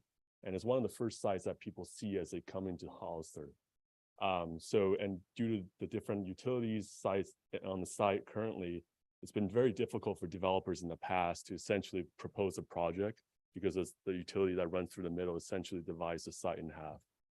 But we have a solution for the site that we think will be valuable to the city. But it's really requires starting this general plan initiation today. I would say that Republic, we were founded about 40 years ago. Just to give you guys a little sense of our reputation, we have strong partnerships in every jurisdiction that we work with. We partner with the local cities and local jurisdictions. We are known for really TOD multifamily projects in urban infill sites. So we work with BART, Caltrans, and VTA up in San Jose in the Bay Area. So we know how to partner with local agencies in order to get the project done. I want to say that the site, as staff has mentioned before, is located really on the edge between commercial and residential use. This makes it an ideal site for a mixed-use project because you need something that can transition from the commercial on the busy San Felipe Street to the residential on the east side. And we think our project, which I'll talk a little bit about, can do that. We don't have the plans shown today, but essentially we're proposing 93 units of for rent townhomes. And these townhomes will have what we're calling live work units fronting San Felipe. So these live work units will have 2 stories of residential on top with commercial spaces on the ground floor, which allows us to really activate the San Felipe Street. And then within the site, our townhomes are really built for families. They're typically 3 bedrooms, about 1,500 square foot minimum. And every unit has private open space as well as access to the on-site amenities that we have. And then our project will be very sustainable. We are doing all electric project and offering discounted solar energy to all our residents. Our project is going to help with the city's arena goals. We're going to add to the income categories that the state has for the city. And also, sorry, that time's okay. I just want to say last thing is that live work units are great for the city of Hollister because it allows jobs to stay in the city instead of people commuting away from the city for work. By keeping people in the same site throughout the day, you will have more activated businesses around the site, and that we're not adding to the traffic that's already really bad coming to the city. So thank you so much. Thank you. Council members, before we have questions, I just want to let you know that I am out of time and we do need all 4 of us to vote. So if you could be very brief in your questions, if you can. Councilmember Perez, we'll start with you. I am all in for the getting them up and going as soon as possible, whichever plan that was. I think it was the small one you said. So I think the one that gets this going is the first one, which is that it will precede the general plan update, and the general plan update will go to PlaceWorks and see what, if any, scope and cost amendments are required to put this proposal into the general plan update as well. And we'll bring that back to you, but that would be what would happen is any amendments needed to the general plan update to reflect this project would be brought before you. And also just one real quick comment. This seems like this property, Mr. Casas, Danny, you know, it's like they've been saving it for this. And with the pipe, the infrastructure that goes through, going out there and seeing all this and how it's going to affect people coming into our city. And I think it's a beautiful project. It's perfect. So that's it. Councilmember Burns. No question? Okay, so I will get mine just very quick. There's it's more generality. I'm very supportive of the general plan amendment, especially since this is an area that we've talked about for high density. I realize we're just voting on the rezoning, but I do have a few general comments for our applicant. You know, there's a lot of things to like about this project. We want more infill development as opposed to growing outwards. I know we seriously need more rentals, so this would help to expand our rental market. That I think it's very important. And I do like the live, work, and play model. It's environmentally efficient since you can walk downstairs to work. You don't have to drive. And it also provides a very small space to encourage entrepreneurs to start businesses in Hollister. And the bonus to me is that it's located close enough to downtown that it's going to provide an economic boost to our downtown businesses and restaurants. So while I like all of these things, there's a couple of comments and concerns I have that I'd just like you to take under advisement. These are larger 3-bedroom rentals that you said, you know, designed for families. And I think I mentioned to you before, there's no tot lot that you showed me. And I'd really like to see something like that if you're going to have children there. The other thing is that these are market rate rentals, and I know we're talking about arena numbers. Everyone, I think I've heard everyone on this council at one time or another talk about the need for affordable, and that is really a priority for us. So if there is a way to consider whether you can pencil in 15 to 20% deed restricted units, you know, within the complex, maybe at a more moderate 50% AMI, that will help us reach some of our arena requirements, and it would make it a really appealing project for me anyway. Anyways, those are my comments. So are we ready to take a vote then? So Does moved. Someone want to make a motion? Second. For.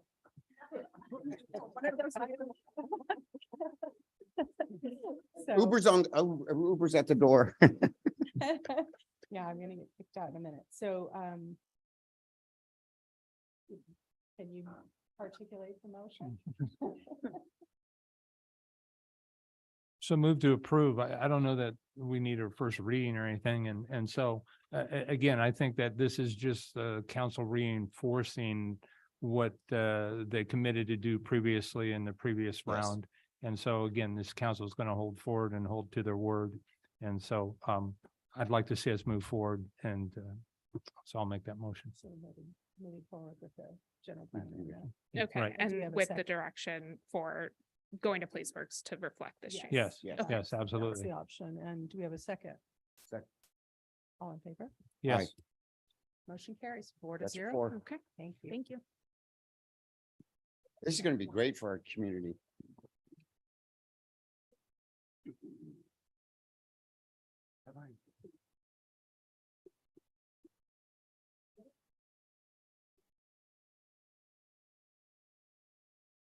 So we were taking another item out of order in terms of a public hearing, It was F1. and that is the resolution number 2023-14. That should be ordinance number 1228, the ordinance of the city of Hollister, amending chapter 10.10, the recreational vehicles. Originally F1. No, yeah, F1. May we have the staff report, please? Ordinance number 1228, an ordinance of the city of Hollister amending chapter 10.10 recreational vehicles and boats of the Hollister Municipal Code relating to use of storage of recreational vehicle. What you have before you is previously we reported to city council, we received direction on this matter to amend our current ordinances to allow certain types of trailers, recreational vehicles to be stored on a public street, on a driveway, and also a permit process that would allow them to request permits on a case-by-case basis when they're going to be preparing for trips or returning from trips. What you have before you are exactly what we spoke about, with the exception of council requested no restriction on the number of permits per year. And staff is requesting that you not do that because it won't, you already not charging a fee for a permit. They will be free, even though staff will be dedicated to monitoring these permits. But if you do not limit the number of permits that they can get in a year, technically they can get a permit every 3 days and park it on the street indefinitely. So this ordinance request does state 10 permits, no more than 4 per month, and no more than 10 in a 12-month period. We can amend that. You can amend that if you like, but that would be the recommendation of staff, to put some kind of limit on how many permits the residents and the trailer could request to park their vehicle on the street. So I agree. I understand what you're saying, and I agree with that. I just think that there needs to be some type of process for like having a limit, whatever number that is. But I know the older I get, the more I want to take my RV. So it is, on not a case by case basis, but if someone's not taking advantage of the system and is truly using their recreational vehicles, I think we should be able to accommodate that also. I don't know how you come up with the limit and then give them extra.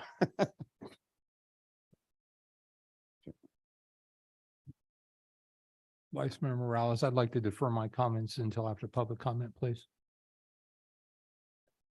City Clerk, do we have any public comments? Yes, we do have 2 public comments for this item. The first one was from Doug Vall.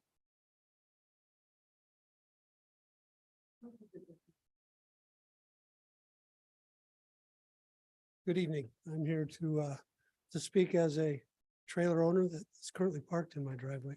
We've been campers all our lives, started out with tents, went to a tent trailer, and about 10 years ago, decided to go ahead and purchase a trailer. We made sure that it would fit in our driveway, wouldn't jut out into the sidewalk. We felt that it was allowed. The reason we felt it was allowed is because as we drove through town, we'd see hundreds, literally hundreds of trailers parked in driveways. And just as you do now, as you drive through our town, you'll see hundreds of trailers that are parked in the driveway. 2 months ago, we had a code enforcement officer come up and issue a notice that we had 2 weeks to move our trailer. This is after 10 years of it being parked in the exact same location. So I think in order to, first of all, I appreciate the consideration in the amendments. Like I said, we felt that was okay. Ultimately, I guess it's our fault to know the code, or our obligation to know the codes. But like I said, it's been sitting there for 10 years. Doesn't jut out. It meets all the current amendments. And fortunately, Chief has allowed us to keep it there without having to move it until this thing is resolved, because it does meet all the amendments. So I'm just asking for some consideration with that's our personal situation and what has happened. One thing I don't understand though is as I read through the amendments, is the requirement for a cover. And the specific wording is to avoid visual clutter and blight. And my personal opinion is that those covers create more visual clutter and blight. And I just think they're ugly. My neighbors don't have an issue with me parking my trailer where it is now, but I'll bet you when I start putting a cover on there, they're going to say, what did you do that for? I don't understand the reason for that. And I think the intent to eliminate visual clutter, you're going to be shooting yourself in the foot to require those. Now, I'd be happy to buy a cover if that's what it takes to keep my trailer in the driveway. But I think even the language that's in the amendment is kind of subjective, and it's going to create more problems for the city staff to enforce it. Talks about a tight fitting cover, or in lieu of that, a tarp that fits appropriately. You're going to have more complaints out there saying, hey, look at this cover, look at this tarp that's on the trailer. But like I said, I'd be happy to purchase one if that's what it takes to keep my trailer parked in the driveway. So once again, I just appreciate your consideration. The fact that we've had it for 10 years and then to have to move it, I just think is unreasonable and just not fair. Thank you.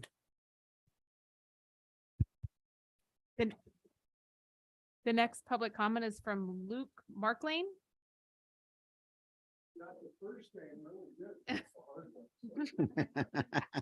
Wasn't quite sure. What he said, where he went, right there. Good evening. My name is Luke Markham. I live at 1851 Prune Street. I'm going to make a couple brief comments on this. Acting Mayor Casey, or Mayor Casey, and Acting Mayor Dolores Morales got this email yesterday. Public roadways are paid for public use. We pay to register and insure our vehicles to use the streets and roads. Hollister is generally a hardworking middle-class community. Many residents choose to use a variety of recreational methods for their families. Camping and off-roading are common bonding family experiences and traditions in this community. We're fortunate to live near Hollister Hills. Why is parking a boat or an RV any different than parking a car or a truck? Whether I have a 4x4 truck, trailer, or a single motorcycle, what public safety service is really met by restricting what's been on my driveway for 10 years?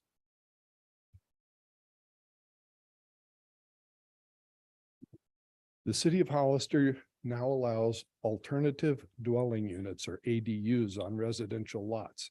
These are permitted in Hollister's effort to accommodate needed affordable housing units and to find solutions to our homeless crisis. You were talking about affordable housing earlier. Why not implement a process to permit RVs as ADUs? If an otherwise law-abiding tax-paying resident is living on private property in a private RV, what really is the problem? We don't live in ours. We take it traveling to go see our grandkids. Lastly, a note about the ordinance or the survey. Very good survey, very interesting. 7 responses were included from non-residents. Why were they included? And yet my spouse, a tax-paying registered Hollister voter, was not permitted complete her survey. Is limiting the opinions of city residents per household as equitable as including non-residents, non-taxpayers' opinions. Thank you. Thank you, sir. The next public comment is from Elias Salinas. Thank you, Vice Mayor Morales. I don't know how you can prove that an individual didn't get a survey. I kind of question that, and someone should follow up whether that occurred or not, and it should not have occurred. A lot of people do not complain about their neighbors blocking their view so that they don't have a neighbor dispute. That's what's happening. The worst part is when it blocks the view to be able to back out. Most people back out, 90-something% back out of their driveways or their garage. And those trailers, those boats, RVs, whatever you want to call them, are blocking the view and can be dangerous. There's also those that park on the street and they block the view, specifically on corners. They block the view from being able to see on a corner if a car's coming or not. They park it on the street. The next door neighbor cannot see because the traffic is being blocked. So they can be a hazard.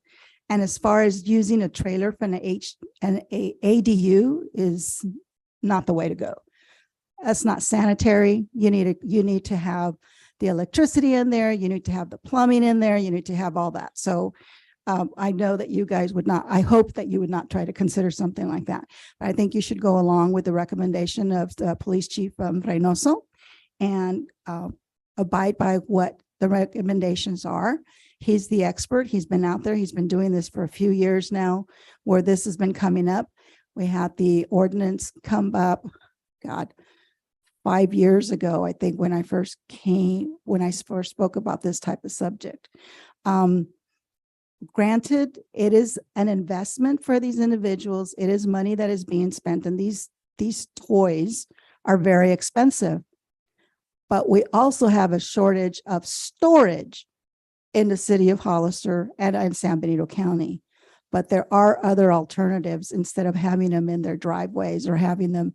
Some of them are able to actually have enough property on their sides of the house that they can actually push it back so that it's not in the view, and not so much about a view that's ugly, but a view where it's prohibiting an individual from making a right decision to back out of their driveway, or to maybe there's a kid on the sidewalk. You can't see the kid riding their bike or a person jogging. So it's a hazard waiting to happen. So thank you. Thank you. Those are all of the public comments for this item. Thank you, Ms. Brooks. Thank you, Vice Mayor Morales. So I would like to make a motion to approve with some revisions for council's consideration. Paul, thank you for having the ordinance available on the screen. If you could roll down to E2, and in essence, E2 talks about the need for a cover, and I understand that part of the reason from the original presentation spoke to wanting to make it more difficult for people to live in RVs. I don't necessarily know that that's a real factor. I can certainly understand the concern, but also a cover would cover the license plate.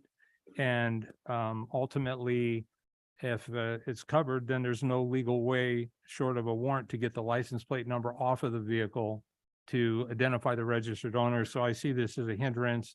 I also don't think our code enforcement or our law enforcement should be the good housekeeping police specifically, although I know sometimes they get caught up in these situations. And so I would like to recommend to council that we remove E2 and just eliminate that element. Moving forward to E3, talks about the setback of 3 feet from the garage. And I thought I heard our fire marshal say during the last presentation that really wasn't a concern. And so if I heard that correctly, and I believe he's in the audience now, I would like to have that removed as well. Moving forward to E4, talks about parking parallel in a driveway.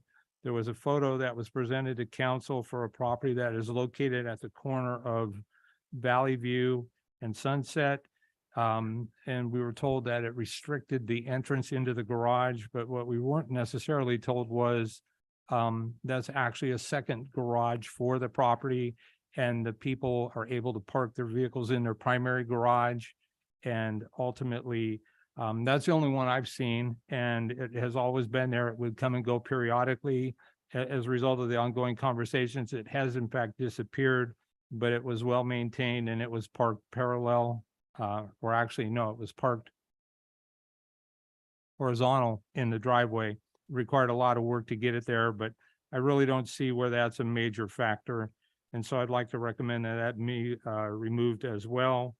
And then I too had a question on item F regarding parking permits. And I too was wondering, I thought that if you paid your registration fees, that gave you the legal right to park a vehicle on the roadway, a public roadway, for up to 72 hours.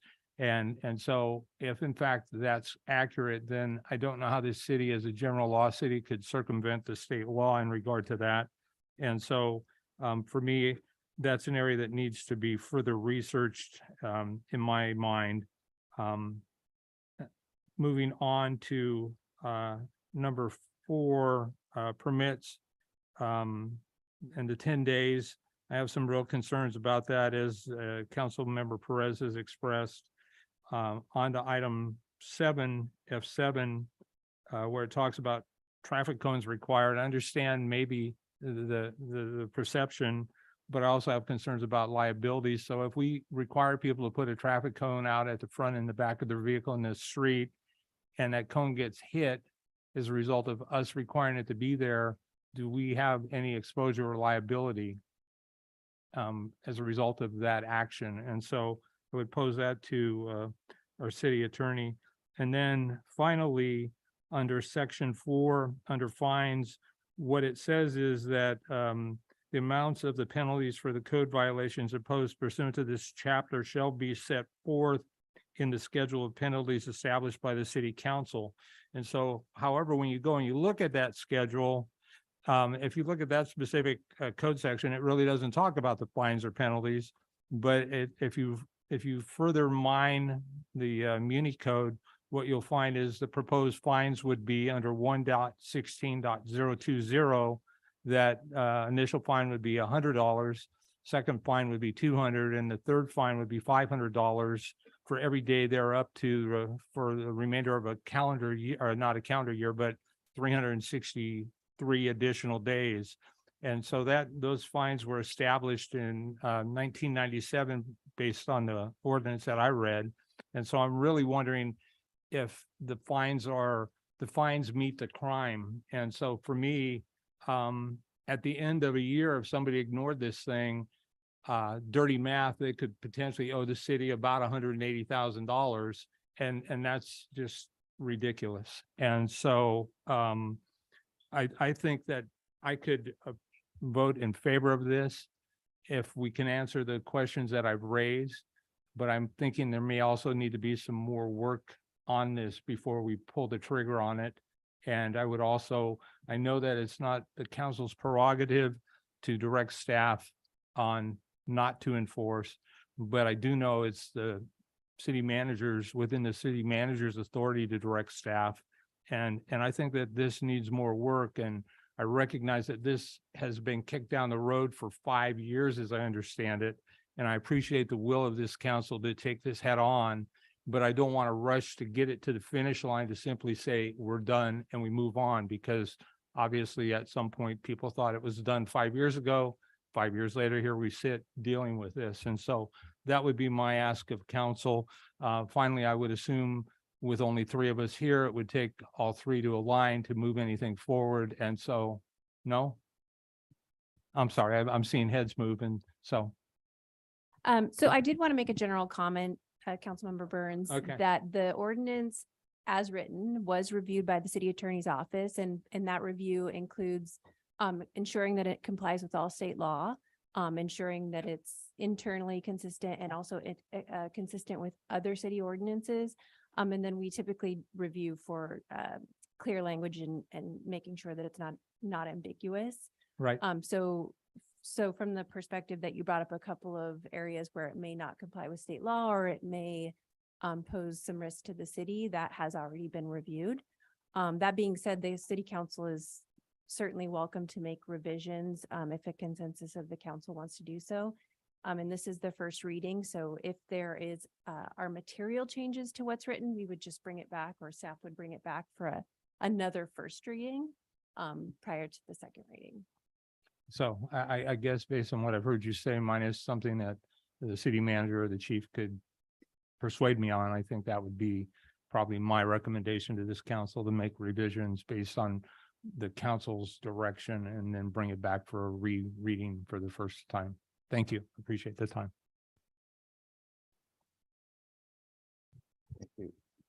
Vice Mayor Morales, if I could just comment, the tarp or the covers, although there's some gentlemen here advising that their vehicle looks nice and presentable and don't have any issues with their neighbors, we're making an ordinance for the entire city.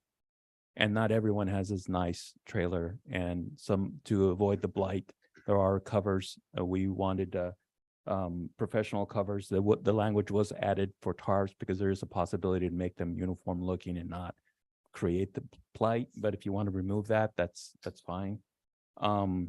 The 3 feet from the garage, that is something that the fire chief requested. I think the comment was that there is no specific law that requires that, but that was a recommendation of the fire chief. Now, if you want to remove that, that's your prerogative. Recreational vehicles not parked horizontally. You advise you saw one and then you don't know if it's that common of a problem. The problem is going to be in accessing the garage if there is a fire, if those vehicles are parked in a horizontal way. And there's multiple, and it increases the blight when you have vehicles parked in a direction where they're not usually parked. So that's why that was there. But again, if you want to remove that, that's fine. F4 permits,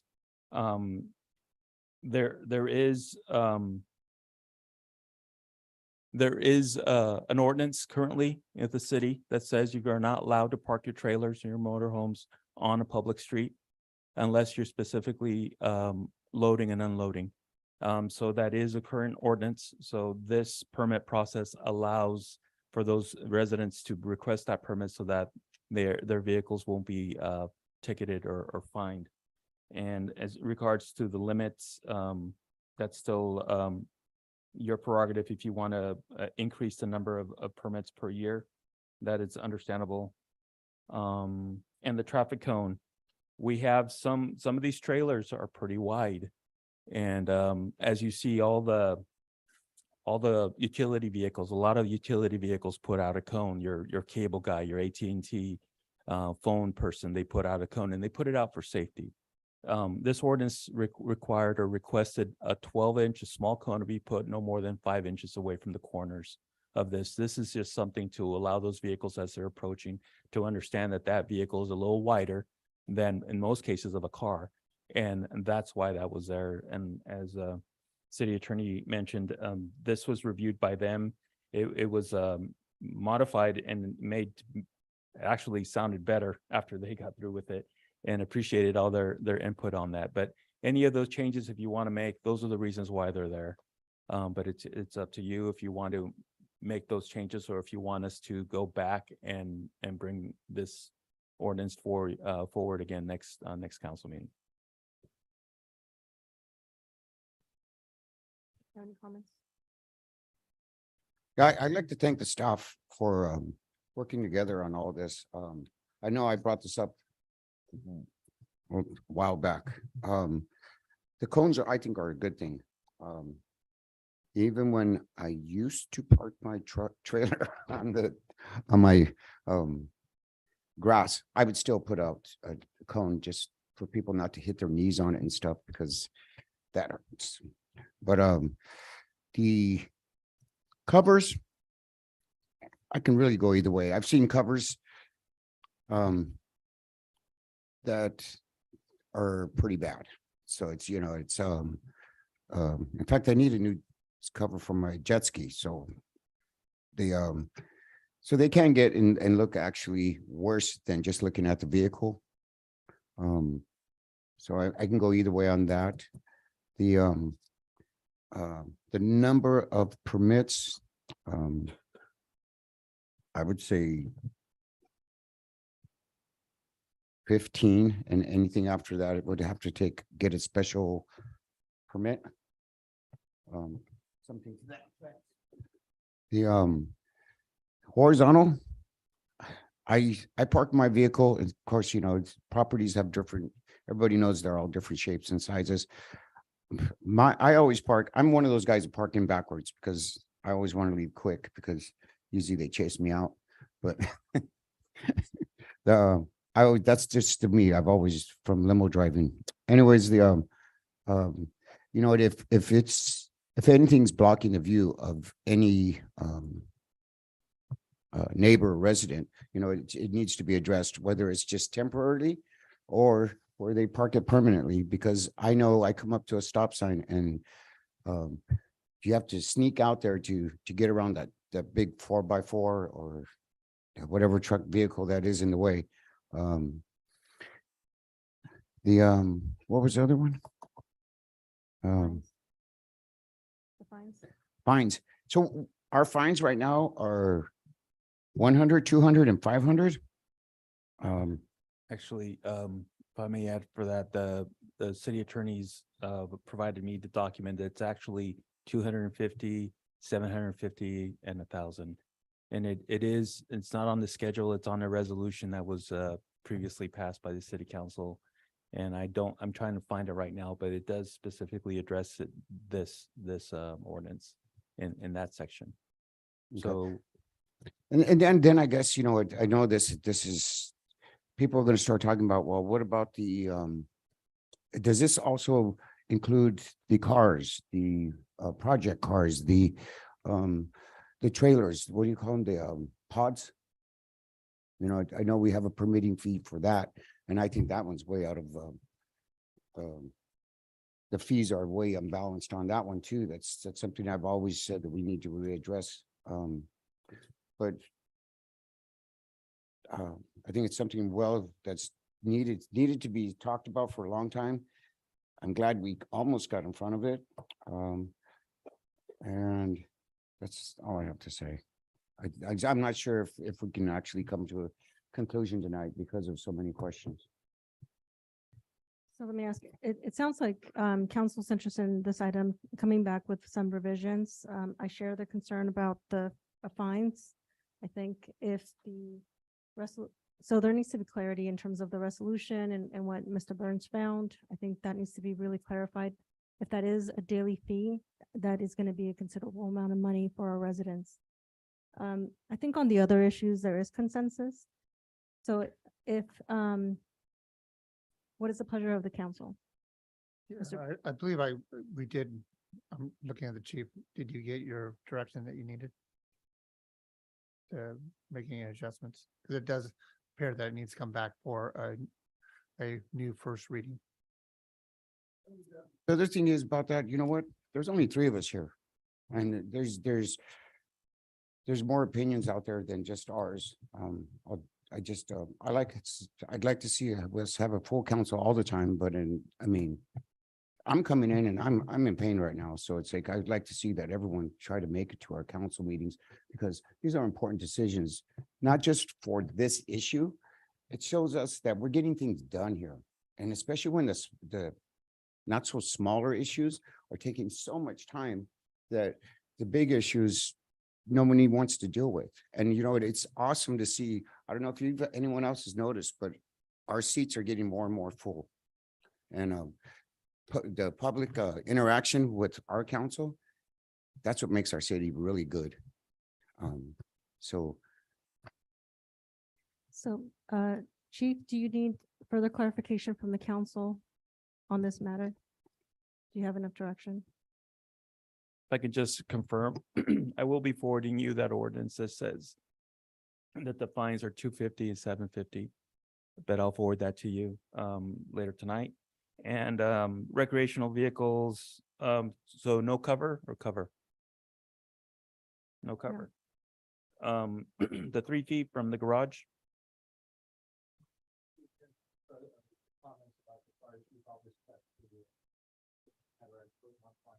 Okay. Actually, because you know what, I thought we were talking 5 feet and then we went down We to went 3. down to 3. We Yeah. went down to 3, yes. Yeah, that was. Originally, he did say 5 and then he reduced it down to 3. Horizontal or parallel park? Do we want to make that restriction or not?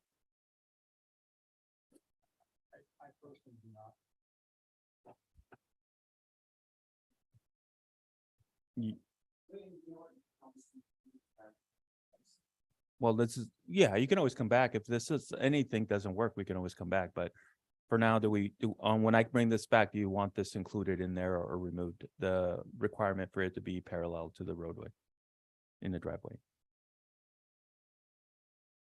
Ms. Burns? He's in, no. Ms. Remove Perez? it. Okay.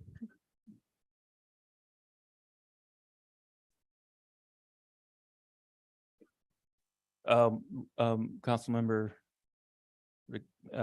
Bettis, you said 15, the number of permits per year. Is that a number that's agreeable to the rest of the council, or would you like to increase it or decrease it? Mr. Burns?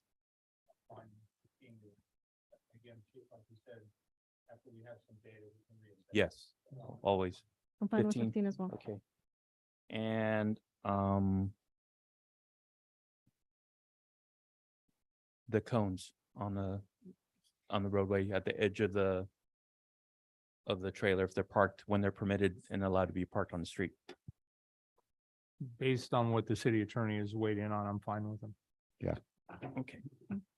I'll bring it back with the removal of those items and also including the literature and the documentation for the fines that is included in the resolution. So I'll bring it back at the next council meeting, if that's okay. Thank you, Chief. For the city attorney, the fine thing really is troubling to me and a resolution, I guess, that I didn't know existed. And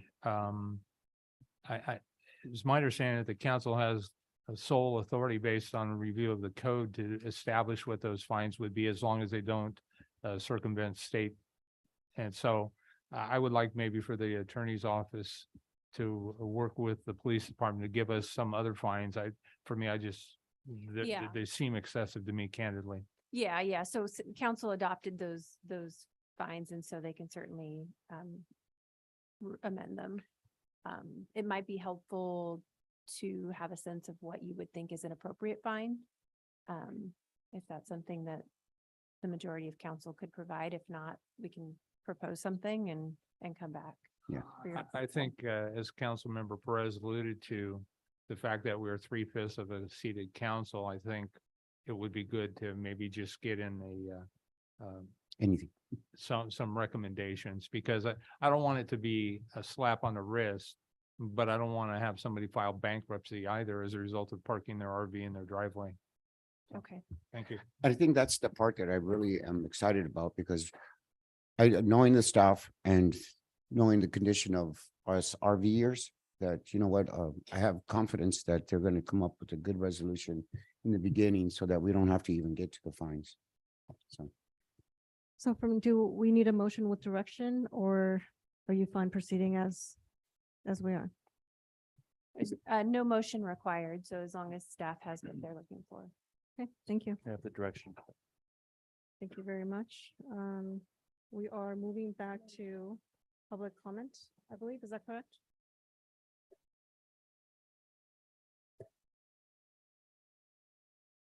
Okay. Thank you, everyone, for being with us.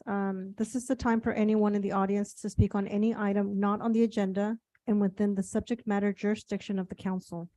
Speaker cards are available in the lobby, and they're to be completed and given to the city clerk before speaking.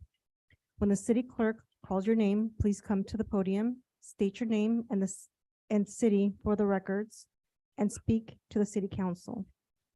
If you're joining us via Zoom, please click on the bottom of your screen to raise your hand. If you're joining us via Zoom using a cell phone, please press *9. Each speaker will be limited to 3 minutes with a maximum of 30 minutes per subject. Please note that state law prohibits the city council from discussing or taking any action on any items not on the agenda. City Clerk, do we have any public comments?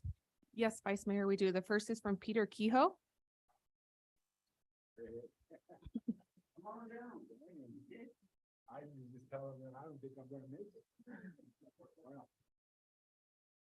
Good evening, city council members. This has been very instructive to my wife and I.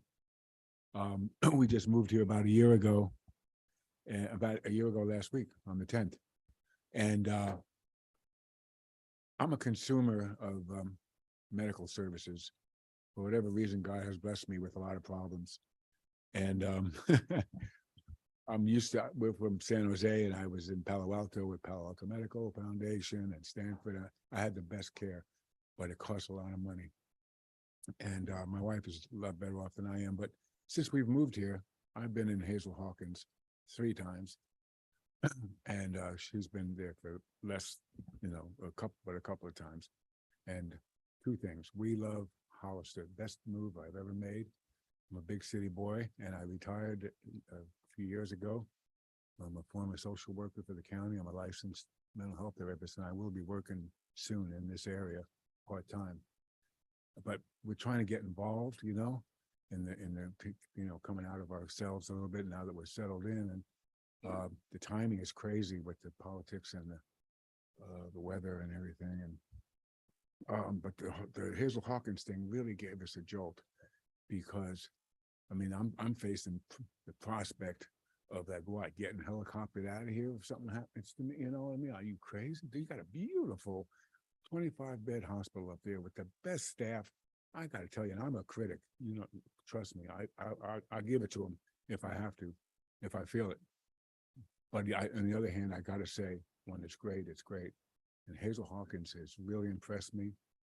And to hear that they're going to rip it out from under us because of some financial monkey business, I don't know what's going on.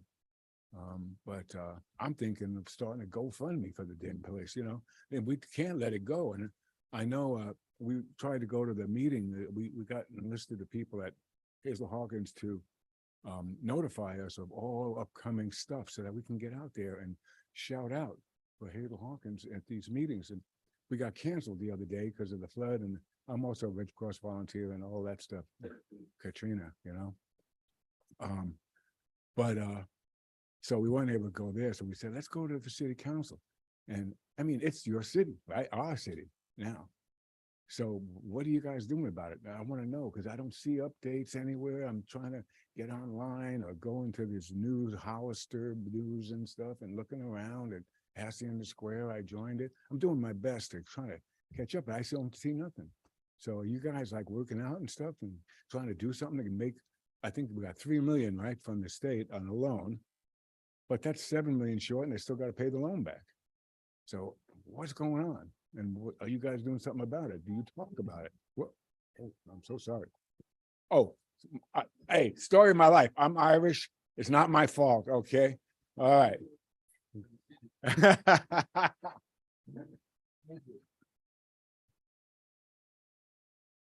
The next public comment is from Marty Miller.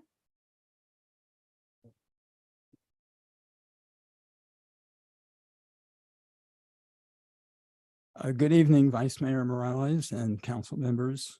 My name is Marty Miller, and I'm the developer for the Twin Oaks active lifestyle community here in Hollister.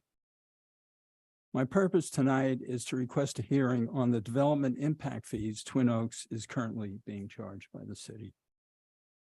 The city commissioned a development impact fee update study in May of 2019. The conclusion of that study was that occupancy densities, i.e. residents per dwelling unit, are the most appropriate characteristics to use for most impact fees. The fees imposed should be based on the land use type that most closely represents the probable occupancy density of the development. 2 years ago, I came before the council and requested a hearing to review our impact fees, which we believed were too high based on our estimate of household density, which at the time was 1.67 seniors per household. A planning staff member spoke at that time and assured the council that the low density that we were experiencing would ultimately increase and to the point where it would be equal to a traditional single-family household in Hollister of 3.53 people per household. Based on staff's recommendation at that time, council denied our request for a hearing.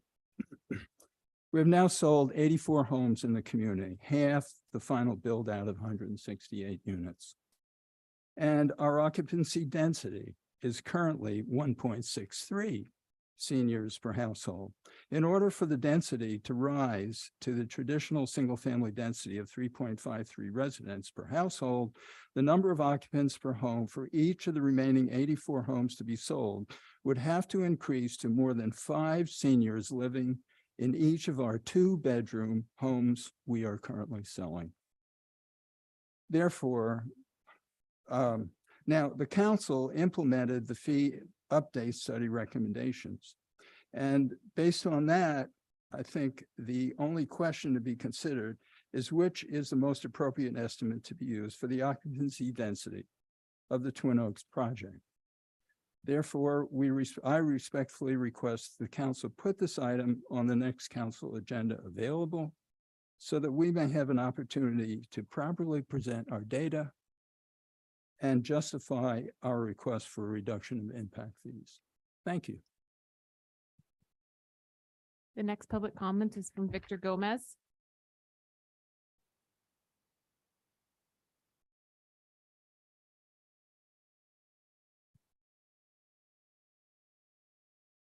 First, Vice Mayor Morales, I just want to say welcome to the young couple that moved to Hollister. I love seeing the new population here and our residents. We got plenty of houses to sell down here.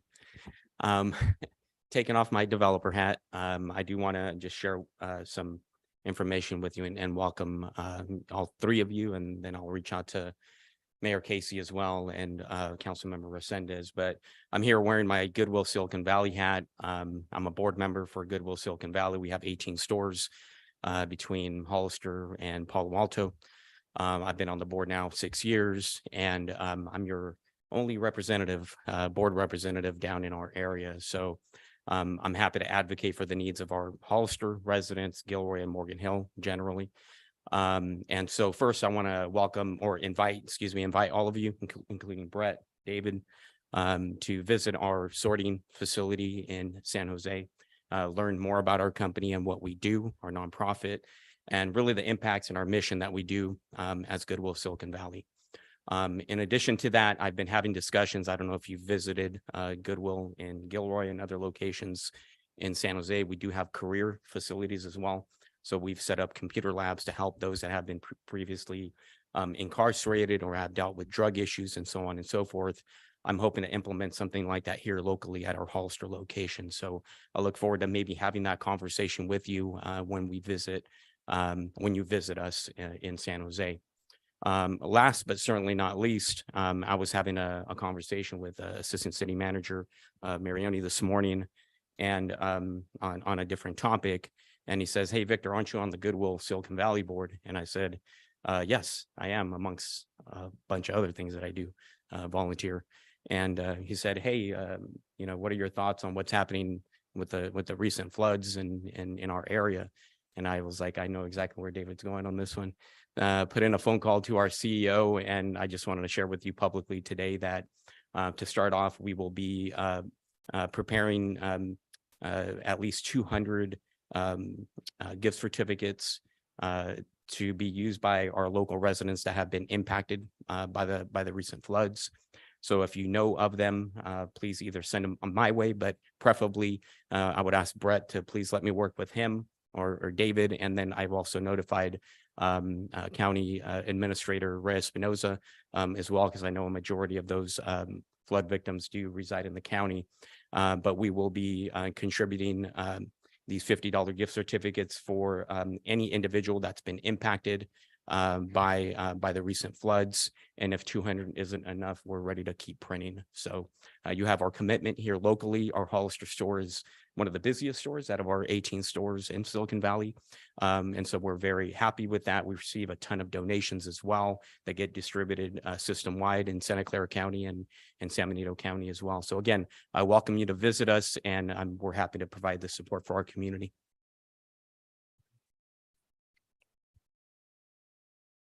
The next public comment is from Sue Logue.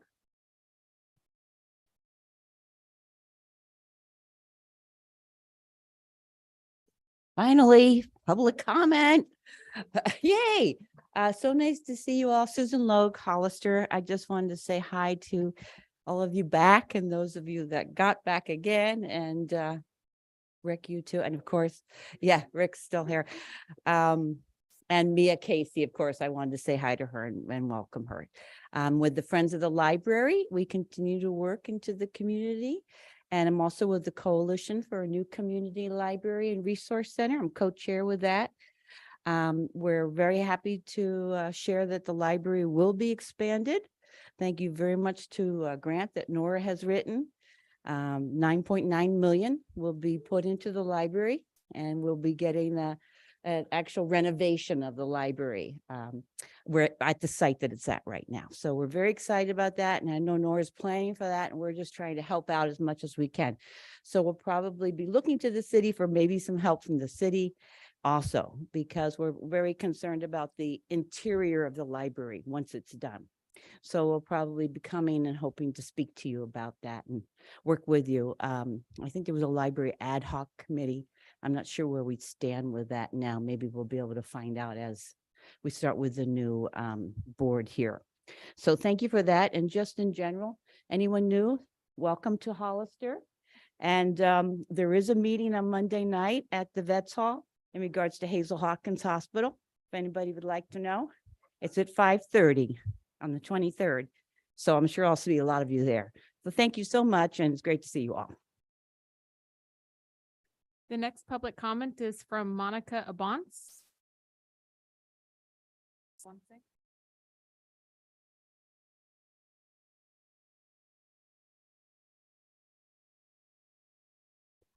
Good evening, Council. My name is Monica Ponce. I'm the recycling coordinator for San Benito County Integrated Waste Management.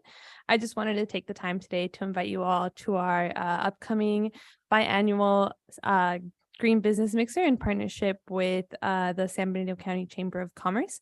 This mixer will be held on Wednesday, January 25th at Jardines de San Juan in San Juan Bautista.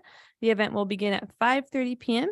This mixer is intended to recognize all recently certified and recertified green businesses here in San Benito County. So we hope that you can join us in celebrating all their hard work and commitment to both our community and the environment. Thank you. The next public comment is from Elias Salinas.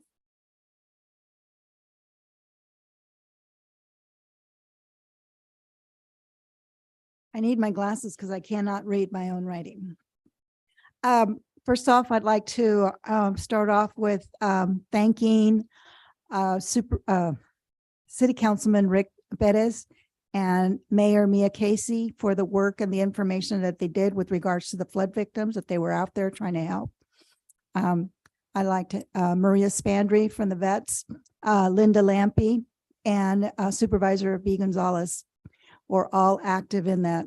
And I urge the council members to please communicate with the Board of Supervisors and trying to work together and trying to help our community. Most of the victims, or all the victims actually from the flood, are all county residents out on Lovers Lane. And the poorest of the poor were affected. Those are people that they're renting small trailers to live in, and they've lost everything. I was reminded by Sarah over at the food bank that this is just the beginning. Those people affected, and this rain is going to affect the farm workers because there's not going to be, it's going to be delayed. The spring planting is going to be delayed.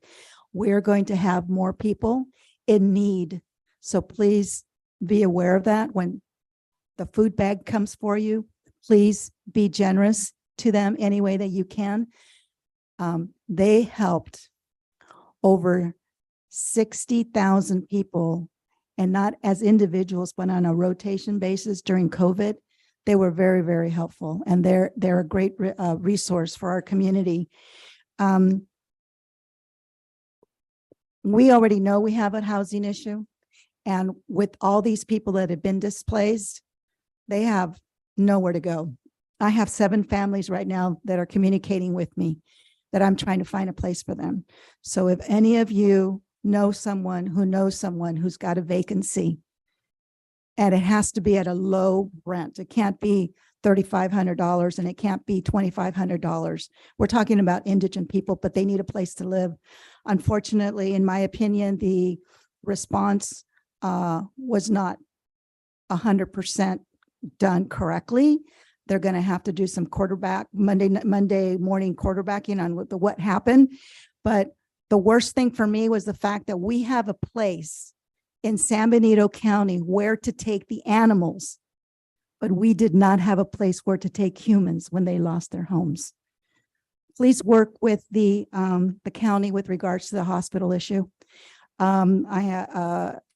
Watsonville within 1 year was able to create a hospital district to be able to buy out the hospital and restart again. And that was with the help of Senator John Leard. So I would encourage you to use your positions with it as city council titles. They pick up your phone calls and ask his staff and him to help San Benito County to get the hospital, to save our hospital. It's very, very urgent.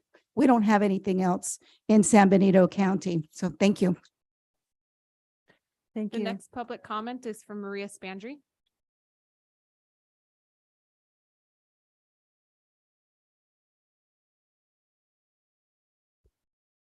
Good evening, Vice Mayor Morales and City Council and amazing staff. Chief Reynoso, you rock.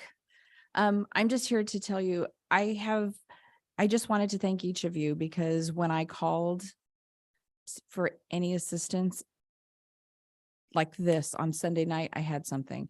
And so I have to thank Mr. Dave over here. He was instrumental making sure to check on me to make sure we had everything and just checking on the little things that I needed. I do really want to encourage you because my biggest issue was communication, truly.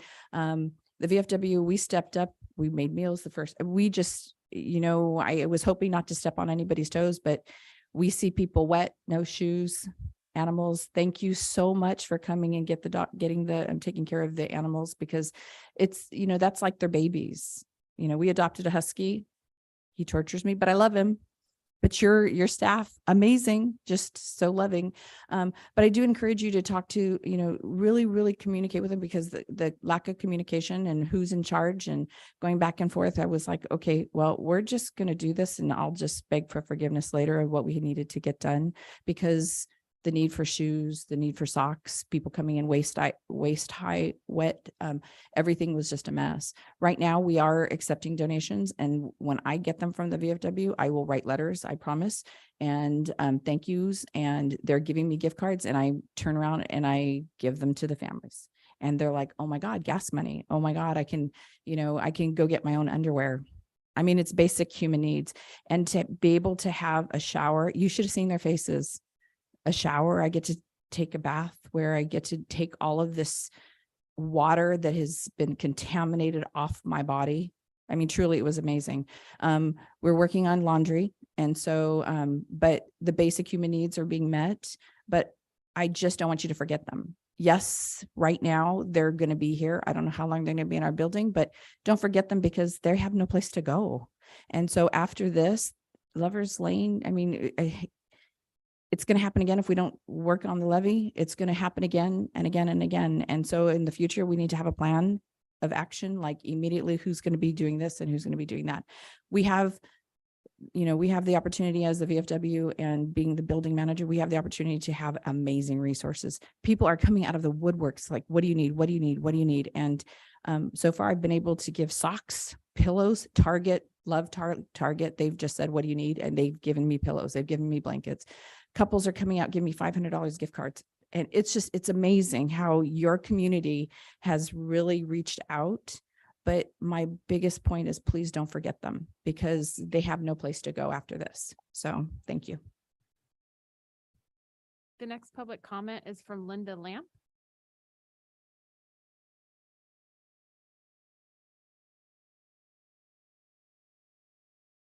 Good evening. Now I get to see how hard you all work every, twice a month. Wow. Anyway, I'm here not so much to bring a complaint, but to bring awareness. And I think we can all learn from this flood and this disaster, the holes that are in our community. And I see Rick shaking his head, and Mia Casey, mayor now, knows what we do. A lot of people don't know what Hollister Community Outreach is and what we do. Many people think we just serve the homeless community, which we do, and we have for the last 14 years, and we're committed to doing that. But I don't know if you know, but we also, during the pandemic, served over 1,100 families, which constituted between 5,000 to 6,000 people a week for 2.5 years. And a lot of that was with the efforts of Bill Lee and Martha's Kitchen. Now we're serving between 500 and 600 families a week, and we are serving the truly underserved, the people, mostly the Wahican community that don't speak Spanish or English, and they even have their own dialects within dialects. But we've worked with resources like United Farm Workers in order to establish that rapport and that trust. So we're talking about the truly underserved. My concern is, how do you notify people during a crisis when you don't have that level of trust? I'm praying that we can come together as Hollister Community Outreach. I want us to be able to outreach to the entire community, which we serve. And then we have a resale store. I guess we're a mini Goodwill, but we call it Worth Saving, the Restore, because we believe that people are worth saving. And then we help restore people. We've helped over 200 people get off the streets permanently into long-term drug and alcohol recovery. We've seen people graduate from college, people working at McDonald's. But sadly, I've also officiated at 27 funerals. And so work with your nonprofits, but let's develop a plan. Let's have ambassadors from each community to know how we're going to serve people. And I want to just really thank Rick, because Rick has been out there with us for 9 years? He was with us that last flood, and he brought so many people into my father's house. And by the way, I don't know if you know, but we're no longer at 910 Monterey Street. The landlord never did anything. The pipes upstairs burst and came down on us, and there was a little Spanish church, and all of that raw sewage poured down on us. And I said, holy crap, we have got to go. Anyway, we don't have a building right now. We need one.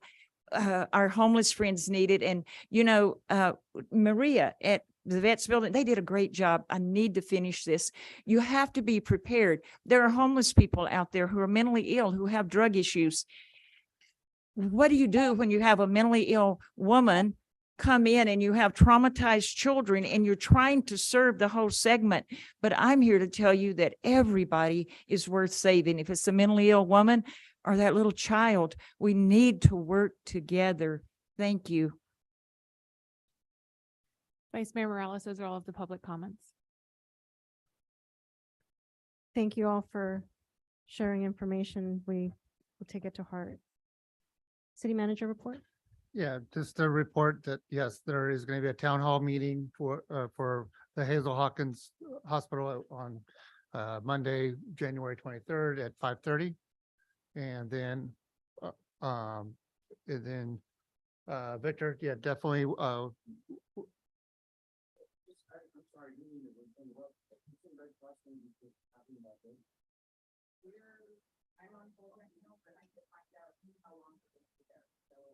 Okay.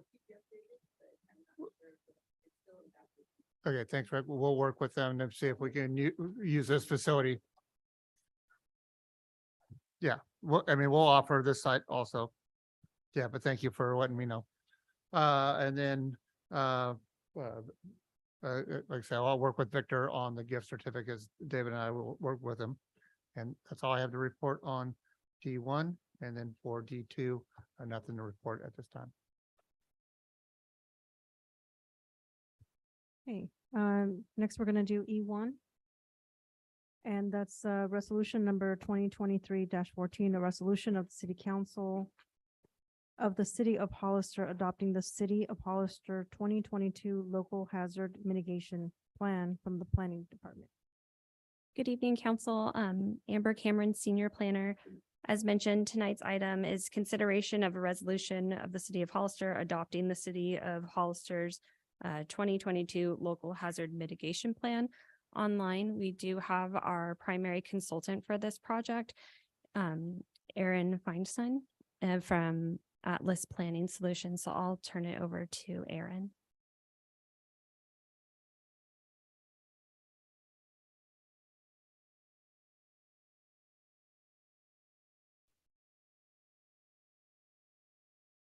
Hi, can you hear me okay?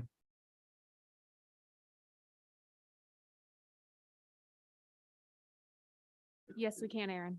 Oh, great. Thank you. Hi, my name is Aaron Fannin, still with Atlas Planning Solutions. We'll go ahead and get going with the presentation for tonight. And next slide. So tonight we're talking about the city's update to their local hazard mitigation plan. This was led by the Hollister Planning Department. And the purpose of the plan is really to open the door to mitigation grant dollars that are not available to all communities that don't have an active plan in place. And these plans have a 5-year expiration.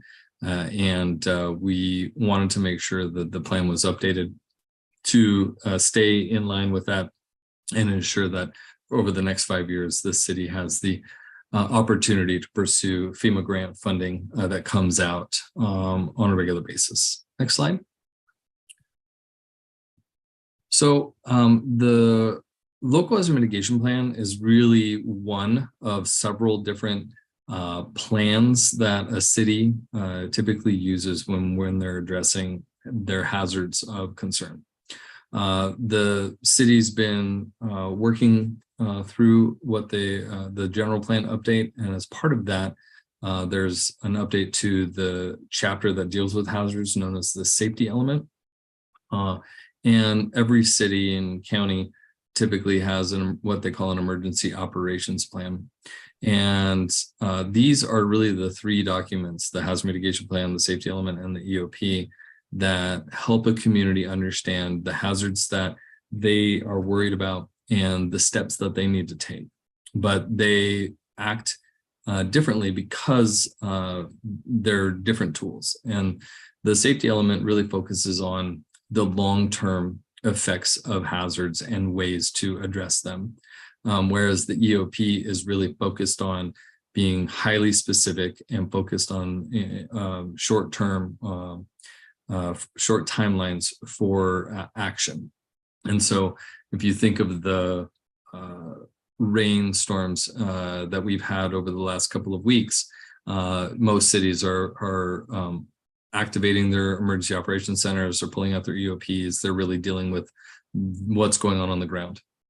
And the hazard mitigation plan, this is really a strategic plan that looks at over the next 5 years on specific actions that the city would undertake to try to mitigate or alleviate some future risk through use of these mitigation grant dollars. And so using all 3 of these and aligning them really helps in ensuring that you're effective in creating this future change. Next slide. And what is hazard mitigation? Well, it's really about taking sustained action to eliminate long-term future risk from hazards.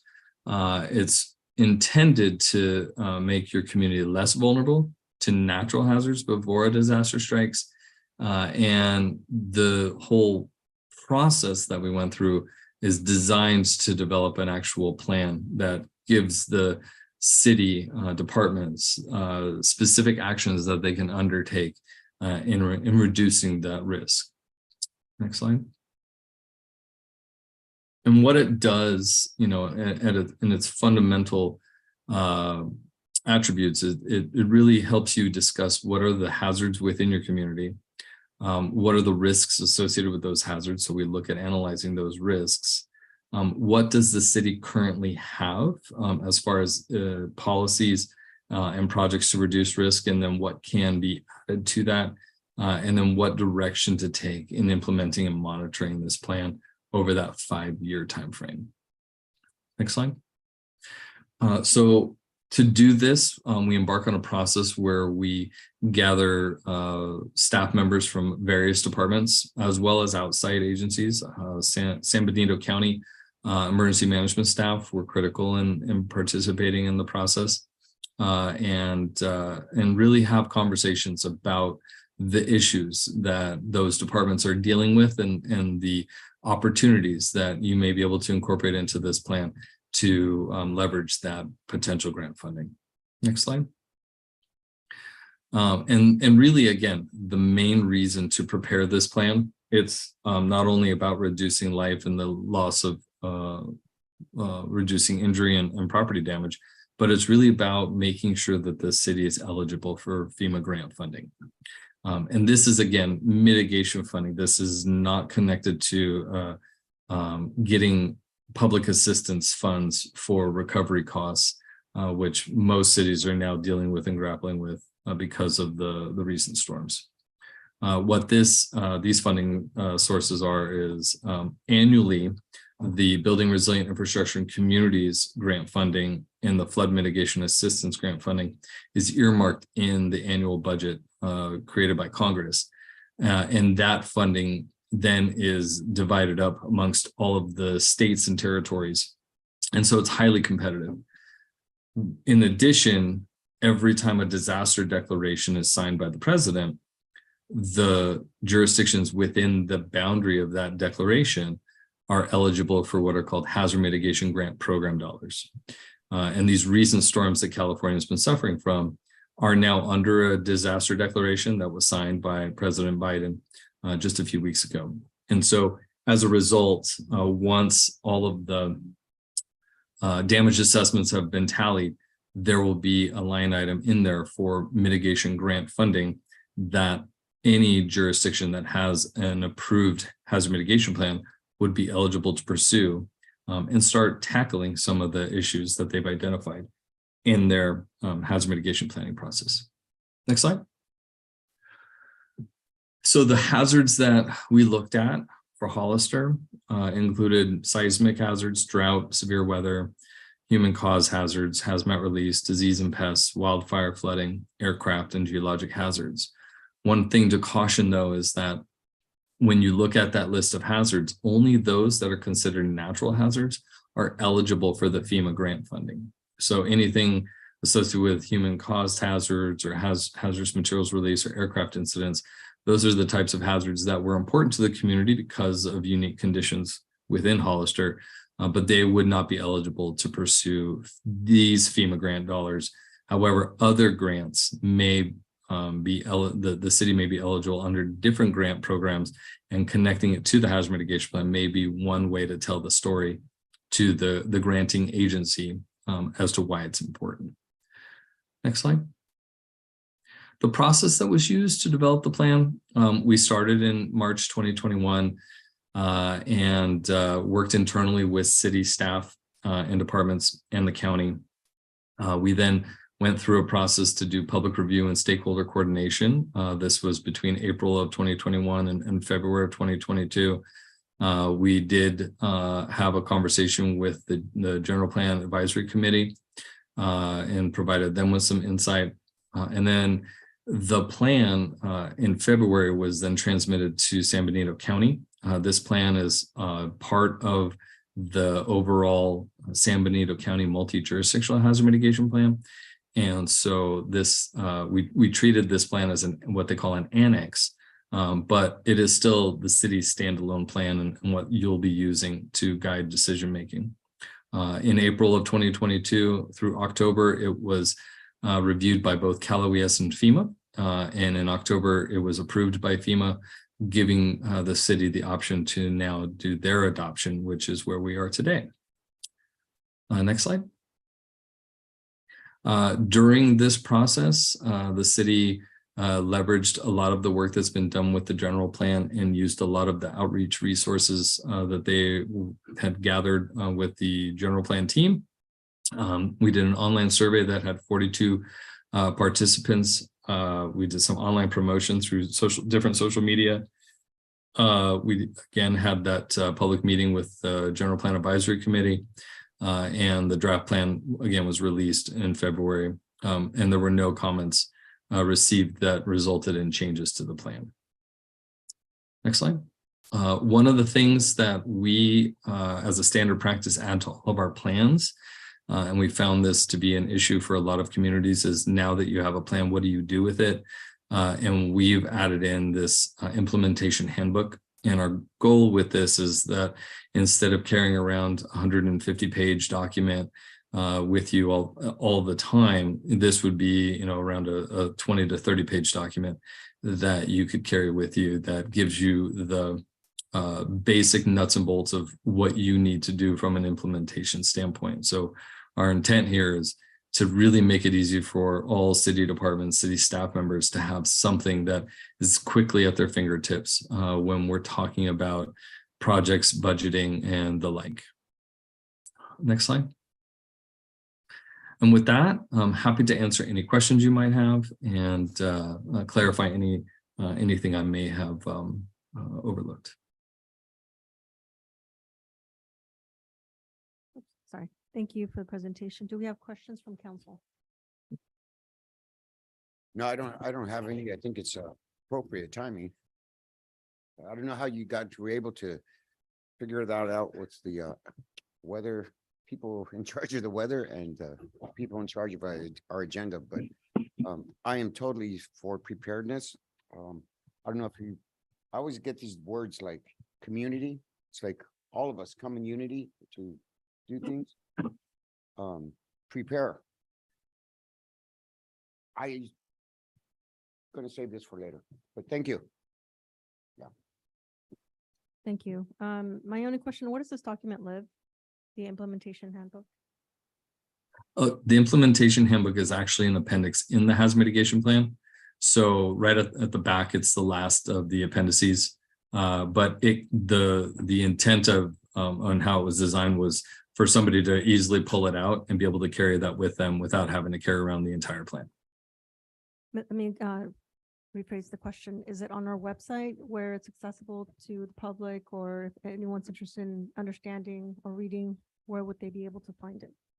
So currently, the city of Hollister does not have its own plan. It would be on the county's website that's available. Personally, I find it a little bit difficult to find, but if we were to adopt our own plan, we can work with Paul and David and make sure that it's accessible, not only having the multi-jurisdictional aspect, so the whole San Benito County plan, but also having a more direct link for citizens if they would like to view Hollister's. Is there a way that maybe we could say useful links and then be able to provide a link out, even if it's outside and the county's plan? That way people are able to access the information. Thank you. Perfect. Okay. I will now open the public hearing on this item. City Clerk, do we have any public comments? Vice Mayor Morales, we do not have any public comments for this item. I will now close the public hearing for this item. Any discussion? I'd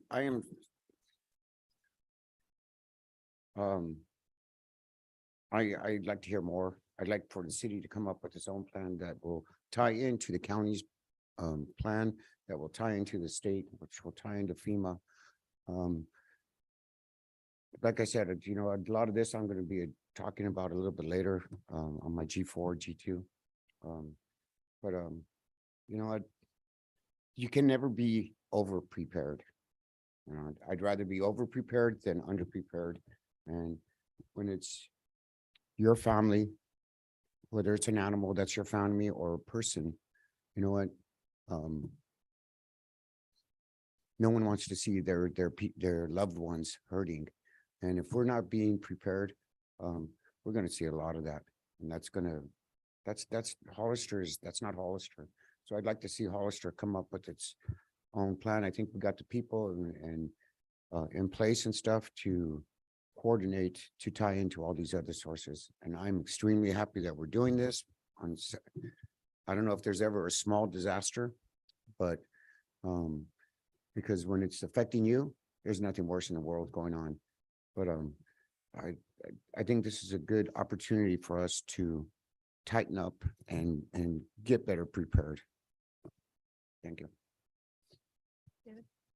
Yeah, I'd just like to add, one of the items that staff is working on and will be bringing forward to your next council meeting, we've been working on it since before the holiday break, is requesting an RFP, giving us permission to issue an RFP for disaster debris removal and coordination services. That's an actual niche industry where there are firms that will come in and coordinate all of that. If we were to, let's say, have an earthquake or another flood, where they can come in and coordinate those efforts, bring in all of their equipment and help coordinate that. What is interesting about the business model is it's typically a no-cost MOU with the municipality, and they are activated when there's an emergency declared. And so once that state or federal emergency is declared, then that gives us the authority to bring them in. And then typically they're working under FEMA claims. So, and then the reimbursement comes to those firms once a FEMA claim has been submitted and paid. And so we've been exploring that. It's just about done. But I wanted to add that just to this discussion to know that on top of this, this is something that your staff has been working on, and we'll plan to bring it to the next council meeting for further discussion. Thank you. Okay, any other comments or discussion on this item? If not, can I get a motion? So I'll make a motion to hold a public hearing, read by title only, with full reading and introduce an ordinance of the city of Hollister, amending Title 17 zoning ordinance of the Hollister Municipal Code, and schedule a second reading and adoption of the ordinance for the February 6, 2023 City Council meeting. Councilmember Burns, that was the resolution for the next item. Oh, well, I'm ahead. Oh, well, let me, okay, so this one's easy. Yeah, move to approve. Is that a second? Okay, first and second, all those in favor say aye. Yes. Yes. Thank you. I just wanted to quickly bring up, Eva approached me and wanted to let you guys know that what you adopted tonight is the city of Hollister's plan. That's ours. So it's already one step in implementing what we as a city want to see. The handbook that Aaron was talking about, those are kind of like breaking it down into steps and who's responsible for what and what individual good. divisions or departments are going to be responsible for, and what we want to see implemented over the next few years, and making sure that our city is safe. Thank you for that. And you know, if there's anything, I'd love to be part of any of that. It's near and dear to my heart. Thank you. And we'll get it on our website. Great. I was gonna ask that. Can we do a campaign around that? We did, yep.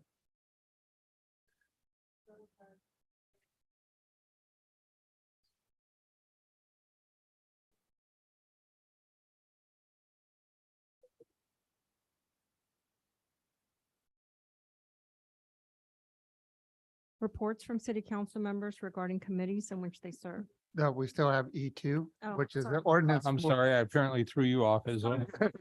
My apologies. We're all awake. We're a little.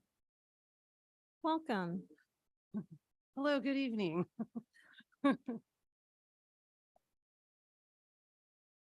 The item before you tonight is some amendments to the zoning ordinance related to site and architecture review, plan development, and some new design standards that staff has recommended. This is part of the of the zoning ordinance overhaul that we previously discussed during a joint study session with the Planning Commission. Phase 1 is all the amendments that we need to make to the zoning ordinance to comply with new state laws that have been passed since it was first updated. That's underway. You recently adopted the Senate Bill 9 2-unit housing development ordinance. Staff is going to the Planning Commission at the next Planning Commission meeting to discuss accessory dwelling units as well as density bonuses. And that should hopefully, unless the state passes more laws, that should complete phase 1. This is part of phase 2. And what we discussed during that joint study session was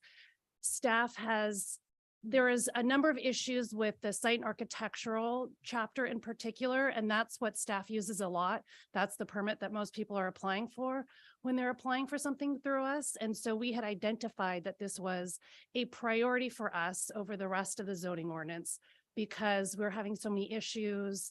There's a lot of things that are unclear, various other problems with it.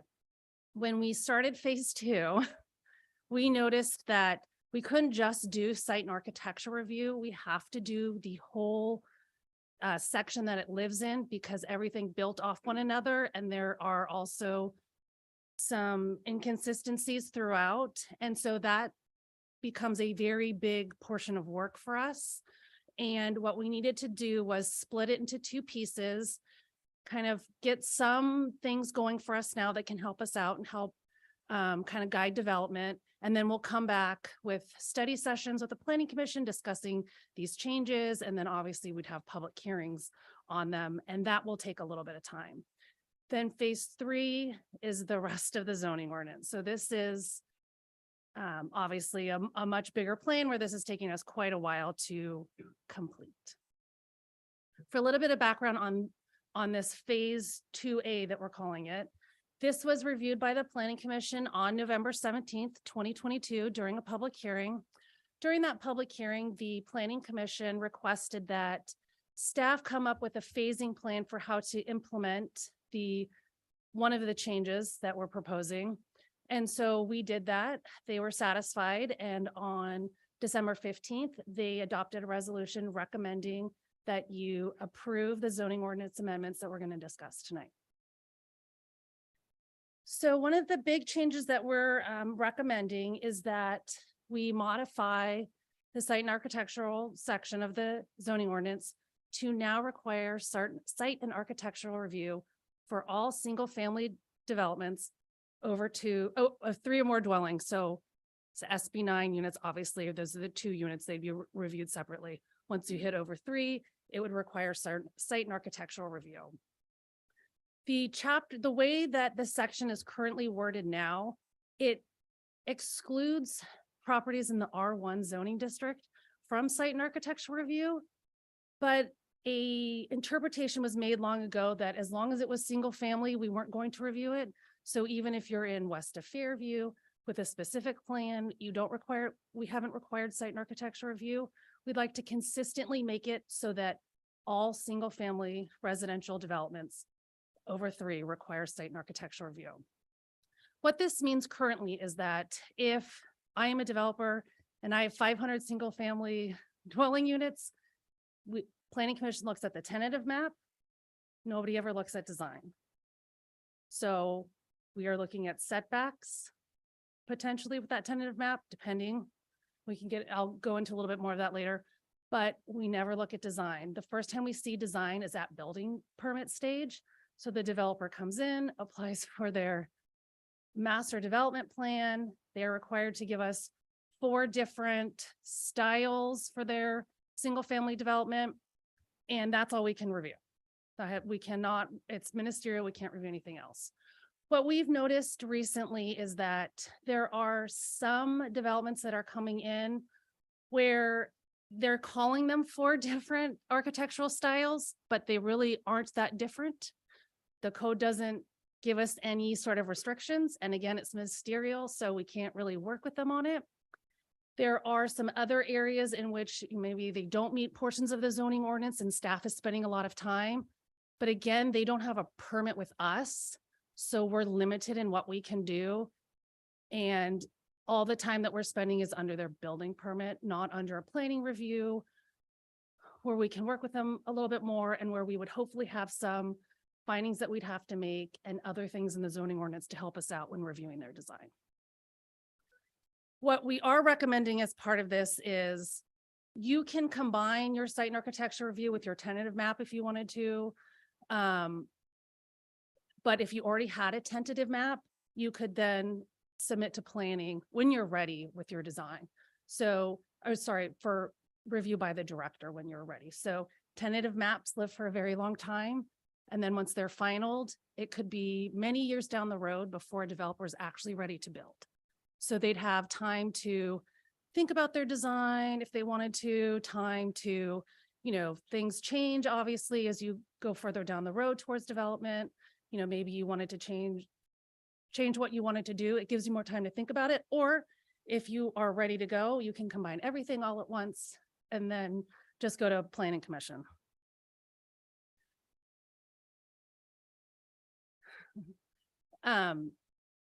So that's just what I basically just went over. So what I like to do is I like to look around at other cities and make sure that what we're asking is not unusual and is not a burden on people.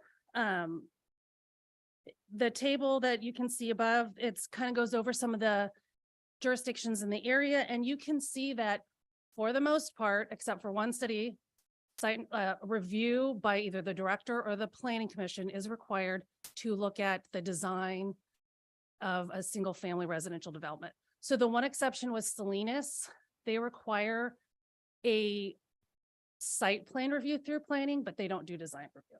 That's the one exception. Some cities also require review of additions to single family. We're not recommending that. It's just brand new single family.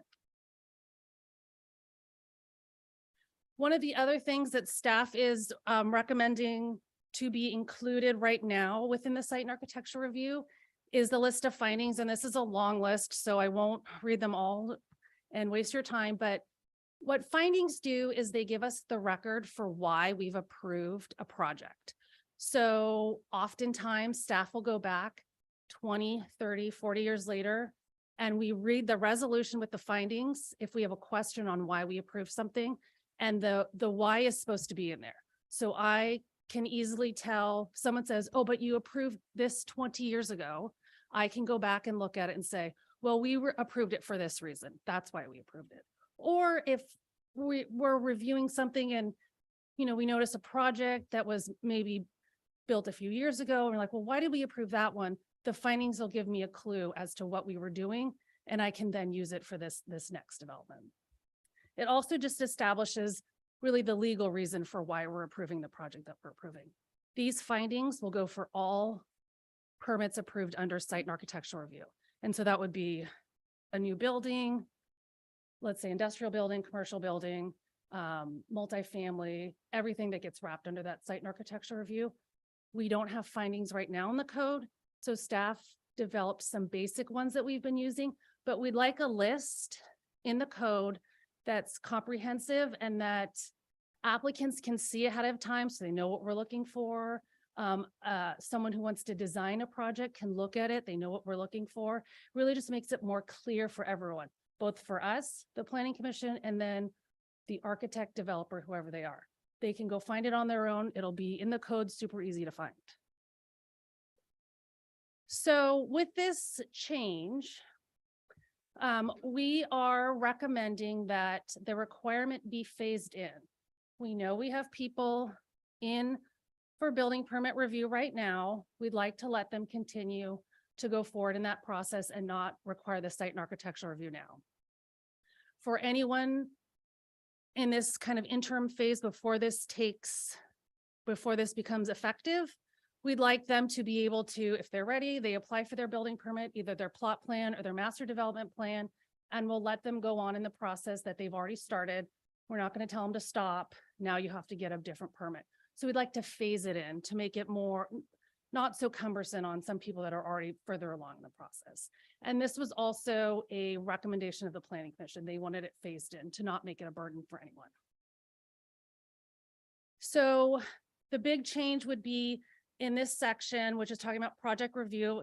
As you can see in the top upper highlighted area, that we're removing where it used to say R1. Now we're just saying site and architectural review is required for new single family residential developments. And then in the bottom, it's in the code, it's clear. We're talking about that phasing that says you applied for your building permit, you're fine. As long as you do it before this becomes effective, you get to move through that process. Anyone after that would then have to follow the new process. And it really helps kind of ease everyone into this new system that we're proposing. So as part of this, one of the other recommendations that we are making is to require site and architecture review with a planned unit development request. A planned unit development request is when a developer would like some sort of relief from the code. So let's say they're in R1, they feel that the standard side yard setback is not something that they'd like a reduced setback. Maybe they want to add some interesting porches to their development, so they want a reduced front yard setback. They're asking for some relief from the code. The way that it works now is that someone requests the plan development and tells us what they want, what their exception to the code is that they want. And then they apply for their tentative map. That gets reviewed by the planning commission and it's done. But we don't know what the house looks like. So they're asking us for these reduced setbacks or some other sort of incentive from the city, but we have no idea what it looks like. A reduced front yard setback might sound very good, but what does it really look like? Is it a big flat wall? Is it a blank wall getting close? We don't know. It's not required right now. So really a planned unit development is something that the city allows relief from the code to encourage better design. So I come in and I have this interesting development and I want to cluster homes around a garden area and have like a little walkway and maybe a fun area where people can hang out. But for me to make that work, to pencil, I need you to waive my front yard setback and my rear yard setback. Then the planning commission can look at the plan. We have a new finding. And they say that actually looks really interesting. We'll waive our setbacks and allow you to build this new interesting development. So that would be one way where a planned development would work. Again, maybe they want some interesting porches to activate the street. So they want a very reduced front yard setback. That can also be a very interesting development, something new for the city, provide a different sort of housing type. The planning commission might look at that design and say, yes, that looks good. We'd like to approve it. So that would just help us be able to see, to visualize these requests that they're making.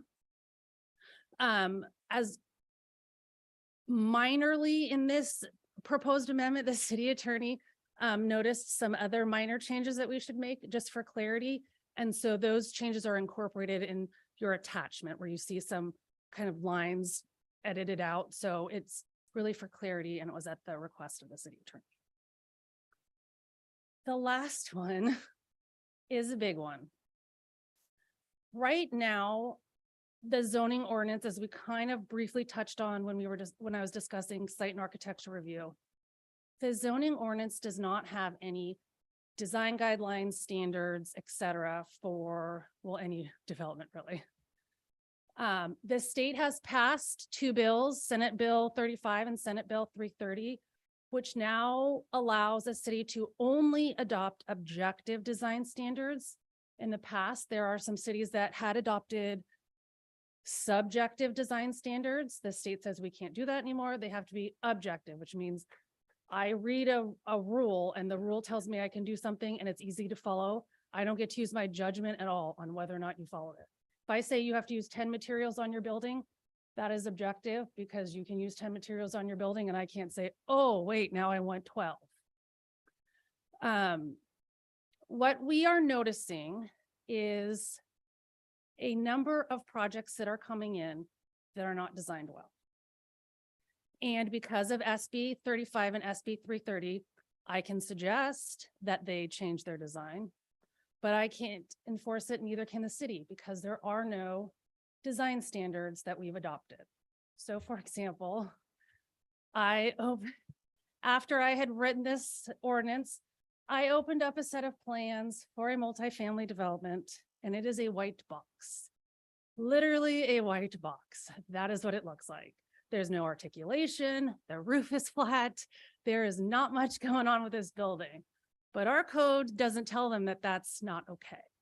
So what we are proposing is a new chapter 17.30, and it will provide objective design standards for single family and multifamily. And this does two things. One, it helps us with the design of the buildings that we are seeing, in some cases, not in all, in some cases for buildings in the city. When a building is built, it will last for a very long time.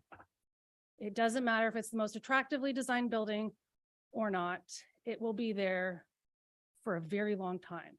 And as you move through a city, you can tell you have your older district, those houses, for the most part, look the same that they looked like 100 years ago. So you can see that the life of most of these buildings will be quite a while.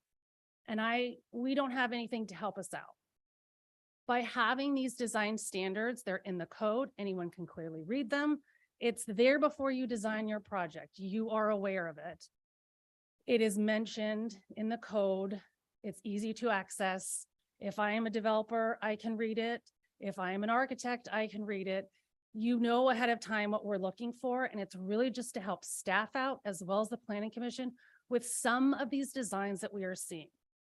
As part of phase 2, we had discussed design guidelines for citywide. And these design guidelines will be for things like multifamily, mixed use, various areas in the city.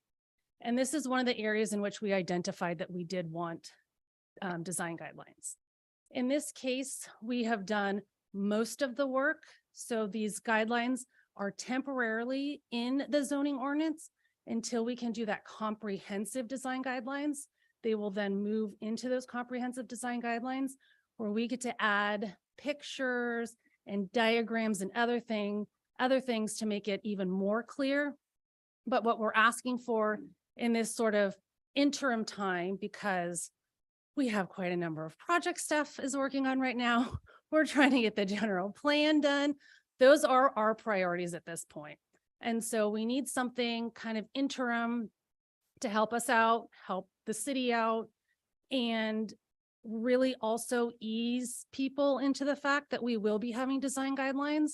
This is kind of like a baby step towards moving where we're trying to move, where we have a comprehensive design guidelines document that will guide development in most of the city in the future.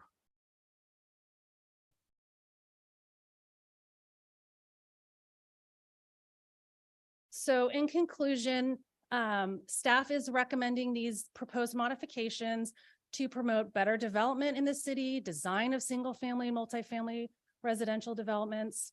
We'd like to be able to require a site and architectural review for single family residential developments, which is a change, to ensure that those projects comply with the zoning ordinance, with the design guidelines. Do they comply with the design guidelines? We'd like to review their landscaping, place conditions of approval on the project if we needed to, none of which can be done at this point with the way that the process is set up. We'd like to require a planned unit development request be with a site and architectural review so we can see what they're asking us for. What does it look like?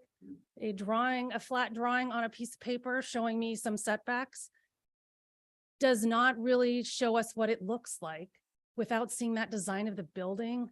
You know, those are two different things. We would like to, again, include the objective design standards to help guide development in this interim area that we're in, where we're trying to get to the design guidelines, but we have other priorities as a city, such as, you know, development applications, the general plan, other things that take our time right now. So we can't fully move forward with that. And those things will take a while anyways to do. And so these changes are very minor, so we could do them quickly. The other ones will take us quite a bit of time. The next steps in this process, because obviously the zoning ordinance overhaul is a long process. As I mentioned, we're going to go to public hearing for accessory dwelling units and density bonuses. This, after we had them drafted, the state passed more laws, so we had to go back and fix them. So that one took a little bit longer and obviously more time. We're hoping to be done with this by March of 2023. Phase 2B, which is the complete overhaul of the 17.24 chapter of the zoning ordinance, is partially underway, but obviously once we finish tonight, we have some other things we need to finish up. We'll begin working on that in more, we'll be spending more time on that. And then phase 3, which is the rest of the zoning ordinance, is the entire rest of the zoning ordinance, will begin. We're going to start partial work on that because it's so much work, but most of the work will not begin until this phase 2B, which is the 17.24, as well as design guidelines, is completed. That concludes my presentation. I'd be happy to answer any questions that you have. Vice Mayor Morales. So you mentioned a comment that tentative maps live for a long time in your presentation, and I was under the impression that about 2 years ago, we had some sort of a change where a tentative map was only valid or had a life of, it was either 3 or 5 years. And so I would just want to be clear on that, because that's a huge red flag to me to begin with. And so, Yeah, I mean, you are correct, but the problem is that a lot of times they can find exemptions, like when we had the sewer moratorium or recession, there's a lot of times they can get extensions. So that's where the concern is. okay. And once they file their final map, the layout is locked into place. Okay. So you can have a final map for eternity. Okay. And I will say, this is a lot to deal with on a council regular agenda item, that I think it would be better to bring this back candidly to a special meeting to have a sole conversation. And candidly, it didn't help that council received a 1,962 page council agenda on Friday at noon. And to try and go through all this is technical. And so I'm not opposed to the conversation, but I think there's a lot more questions to ask than I've had time to be thoroughly prepared to make a decision on. Did we reach out to the Building Industry Association, or did we reach out to the development community, and what are their thoughts, and what extent of outreach did we have other than simply noticing this? We've had 2 public hearings with the Planning Commission that were noticed. I've given the draft design guidelines to people that I'm working with to let them know, so they are aware. I've never had any feedback from any of them that they have any comments or questions. So that was what we've been doing in the interim. We are obviously trying to get this done because we're trying to catch a few that don't look very good. And in the absence of design guidelines, this state tells us there's not much we can do. Okay. I think I'd like to reserve opportunity for follow-up after. Thank you.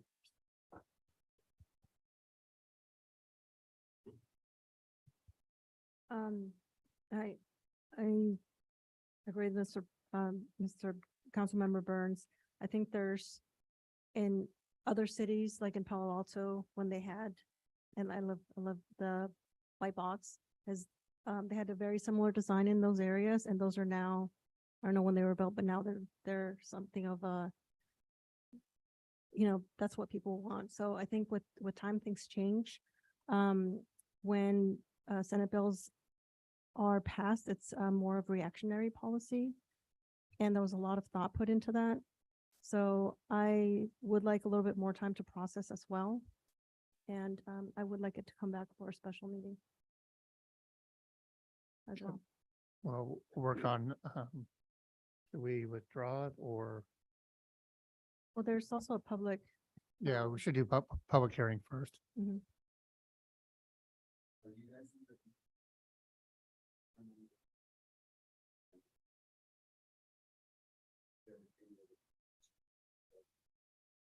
No, I mean, it's the longer that these things take, the more we can't do. So obviously for us, we'd like things to help us out as quickly as possible. So that's our own internal timeline. But then this delays like other things that we can do, obviously, with the rest of the zoning ordinance overhaul, because this is stopping what we're doing for the most part.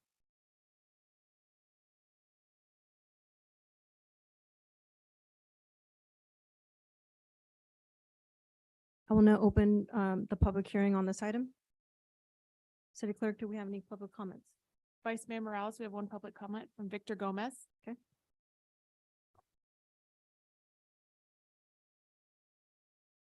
Honorable Vice Mayor, members of the council, Victor Gomez with Pinnacle Strategy, local land use consultant. A couple of things. First, just want to thank staff for their work on this. Certainly not an easy lift. But I will say that the only reason I found out about this is because I watch every planning commission, even if I don't have an agenda item on the planning commission. I review every planning commission agenda. I cannot attend the planning commission where this item came up, and so I wasn't able to lobby the commission and ask for some changes. So the state is passing laws for a reason, because we can't build housing fast enough, right? And I know some may not feel that way, but as somebody that works in cities like San Jose, Watsonville, Santa Cruz, Hollister is actually a pleasure to work in. It's nice to work with staff, the planning commission and council. But the reason the state is passing these laws is because the development process, the entitlement process is absolutely burdensome. I was able to get 2 vesting tentative maps approved at the planning commission over the last 4 or 5 months. I started those actually I didn't start those. I voted for them when I was a council member in 2014, and we got them approved in October of 22. 8 years it took to approve a vesting tentative map for 92 lots, right? So I understand that there's a desire to review. We don't want to see these cookie cutter type developments out there. No problem with that. I have no problem with that. But there needs to be extensive review of these changes moving forward. I'm a member of Bay Area BIA. I think I may be the only member of Bay Area BIA as an individual here in San Benito County. If it wasn't for me reviewing agendas, I wouldn't know this was happening. BIA hasn't even reached out to me. I was texting them right now and they're like, what are you talking about? Right? That's a problem. Tentative map, a couple of asks that I have if you continue this item and bring it back to a public hearing. There are vesting tentative maps that are already out there. I ask that you not apply this to vesting tentative maps. Okay. So if there is a vesting tentative map approved, allow them to go through the process and not have to submit to these changes.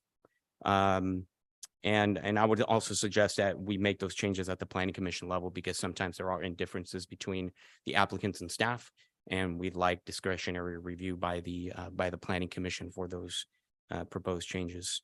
The addition of 17.30 is another barrier of approval. Again, we're putting more obstacles in front of entitlement and development as we move forward. But what we need to do is meet as a development community first. We need to have a public hearing. We need to have this individually discussed. Where are the architects? Where are the engineers? Were they notified? Yeah, I'm stayed here because this is important to me. This is important in the work that I do here in Hollister. That's the only reason I'm here. But I didn't have an opportunity to go and blast it out to the world, right? We need more engagement, Vice Mayor. So anyway, I look forward to working with you and staff as we move this forward.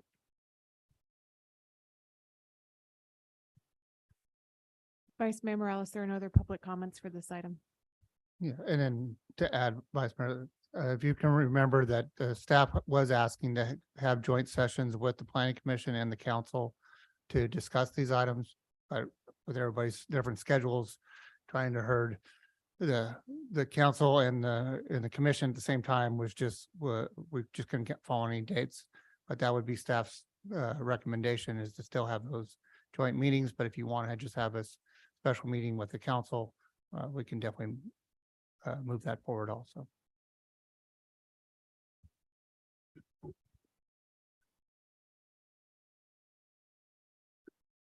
Thank you, Brett.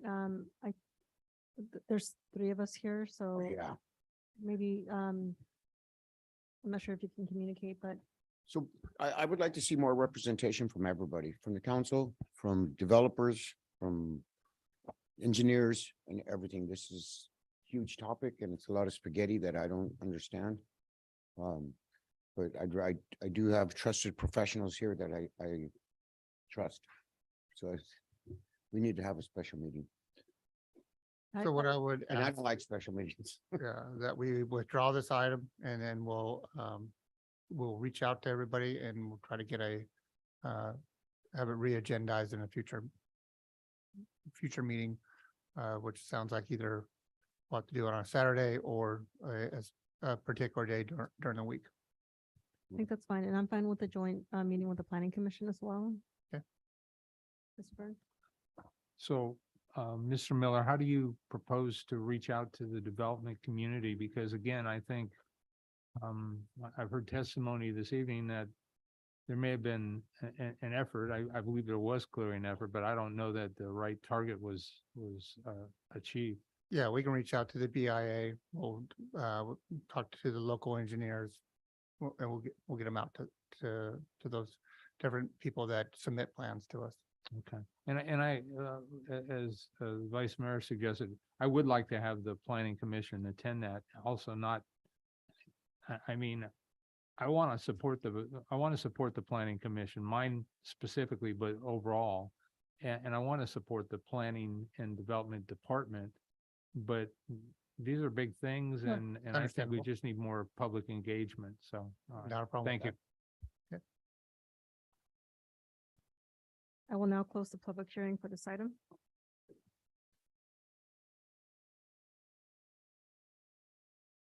Proceeding since we are pulling the item, is that correct?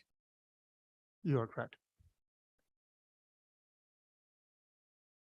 Okay, So now we're at G1. all right, I just want to make sure. Thank you, Jennifer. You know my cues. Okay, reports from the city council members regarding committees in which they serve. Councilmember Burns, I have nothing to report. Thank you. Councilmember Perez. I have nothing to report other than COG will be meeting this Thursday at 4:00. Informational reports from city council, city manager, city attorney, city clerk, and staff. City manager? Usually we go with the council first. That way, if there's any items that you want to be put on the agenda. Councilmember Burns. Thank you, Vice Mayor. So I do have a list of about 16 items since this is our only meeting in this month. However, because there are not two of the council members currently present, I'm going to only bring up a couple issues and then I'll defer to February for the others. So one of them actually came up tonight and I would like to get a reconsideration of the fees in relation to the gentleman that spoke regarding the property, the development and how fees are established. I don't remember his name, but he's got the Marty Miller. Twin Oaks. Yeah. So I'd like to see that happen. And then the other question I have, since we have planning staff here, currently, as I understand it, in order to do a general plan amendment, it takes a 4/5 vote of the council and to make that happen, or a super majority. And I have worked in other jurisdictions where it's a simple majority. And so I would like to have a process brought back to where that could be considered a meeting in the near future to reduce the 4/5 to a 3/5. So I don't know if that's possible, but Well, we've got to watch that we I'm not asking for it now. I'm Right, simply fine. asking that it be brought back. Part of the phase two is all of our permitting processes chapters. I got you, but this to me is something Probably a little that, quicker. yeah, this to me is something I want to move forward with, and I don't, I'm growing old by the minute, and I don't have. Yeah. So, thank you. If we could bring that back if Sure, no council problem. concurs, thank you.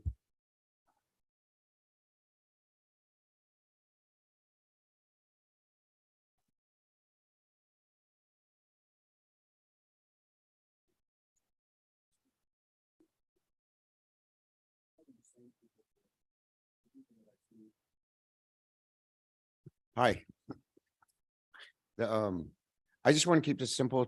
I just want to thank everybody for what they're doing for, this flood that we're going through. The stages and what I was seeing was pretty much the housing, part of this whole situation. And, I am super glad to hear about, we're already starting our first phase of a city plan, basically. We're on that road. You know what, there's so many things that this flood brings up. All the wrong, the levee, this, that, the broken things that might have caused it. But I like to focus on the positive things. And you know, how can we make these other things better? Yes, also, obviously. But you know what? I seen the comfort. I seen a kid's face, and I see the comfort come from the wet, soggy shoes and socks to a smile where there's actually a little bit of hope. Because, you know, I put myself in seeing this situation. These people are coming in with their CAL FIRE vans and they're animals, you know.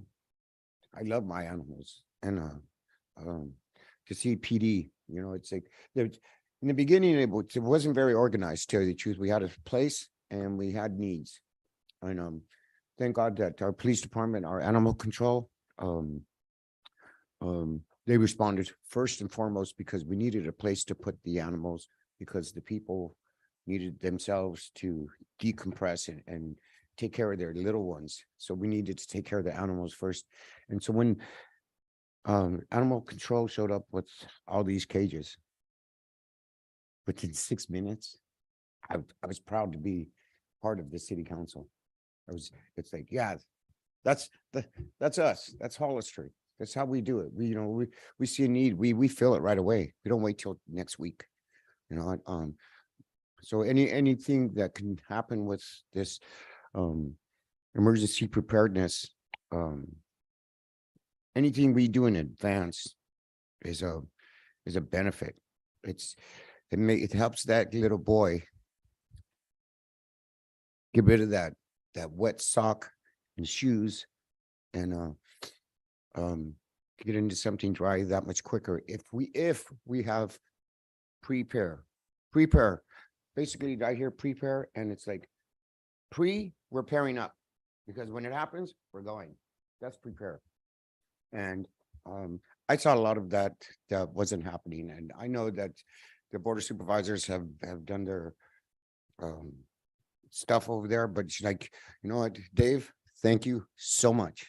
You were Johnny on the spot for whatever it was, size 3 diapers, size 7 diapers, cages, signs, whatever it was, you were there. And I appreciate that. Forget about me. The people appreciate you. Your neighbors appreciate you for doing that. And that's awesome. I had some, I spent a lot of time there this weekend. I had surgery Friday, you know, during the storm. So the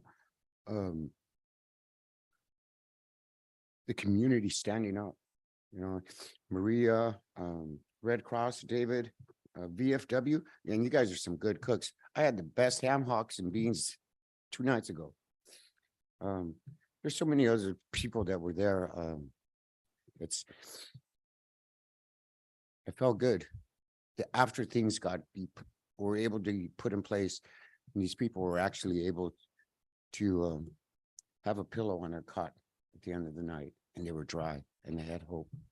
And you know what? A lot of it was because of all these people that were involved. But I really see, Dave, I don't know if you realize how much everyone was watching you and how much you impacted everything.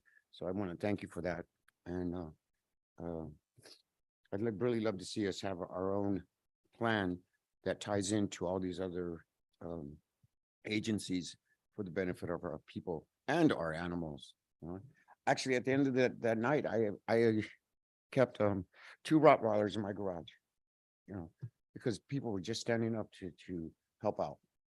So, and I'm not trying to get a pat on my back. I'm just trying to say, give an example of what we can do personally during these floods and situations. So, thank you everybody for what they did. My heart goes out to you guys out there on Lover's Lane, and if there's anything, if there's ever anything I can do to help you, let me know. Thank you. So I'll do mine, and then I'll read comments from our mayor, Mia Casey. So first, I'd like to thank our staff, our airport staff, Public Works, our police department, animal control, our services, our fire. Also want to thank Maria, and I just want to share that many of the departments and residents also wanted to thank David for all his work. And of course, thank you, Brett, for not only being present, but also allowing our staff the freedom and flexibility to do their job and help our community. So thank you very much. A lot of gratitude from a lot of our partners in our community. So as a reminder, I would like a procurement policy back that talks about skilled and trained workforce instead of just looking at the lowest bid. Want to be able to prevent a lot of the issues that we've had in the past. Also, as I mentioned before, looking at local hires and preferably any additional points that are given if the companies have veterans or working with veterans. I would also like to have these 2 items back, the master contract for Verizon, just for knowledge and awareness, and then the contract for 4 leave. I also like to have Twin Oaks, that to be brought back. And I'm in agreement with Councilmember Burns in terms of the process to see how we can move things forward. And then as a recommendation, I think as we're looking to work with council members on our time for like our goals and priority lists for the budget process, using tools, and I don't know, Paul, if you can help with this, there's a lot of different tools that we can use just to be able to identify time so that we're more efficient and we're able to communicate what that looks like better. I'm now going to read from the comments from Mayor Mia Casey. Just wanted to extend my thanks to everyone who helped with the emergency operations around the storms and flooding. Not only were all of the county emergency personnel, Red Cross, VFW staff, and Sheriff's Office wonderful, but I wanted to recognize our city staff who assisted, especially our fire and police department. Brett and David, who checked in regularly and gave support and shared information when needed. I also wanted to thank Rick Perez, who checked in regularly at the shelters to see if there was anything they needed.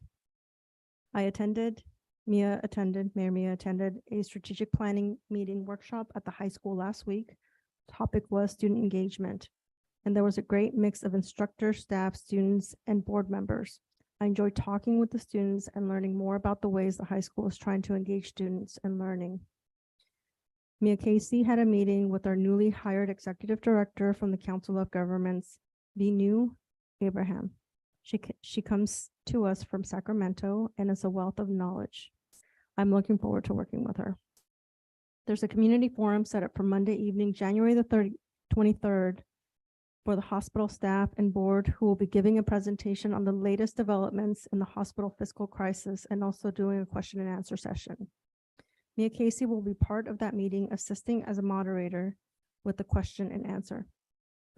Mia Casey would like to ask that we, the council, consider developing a policy and procedure around how all items are submitted for the agenda.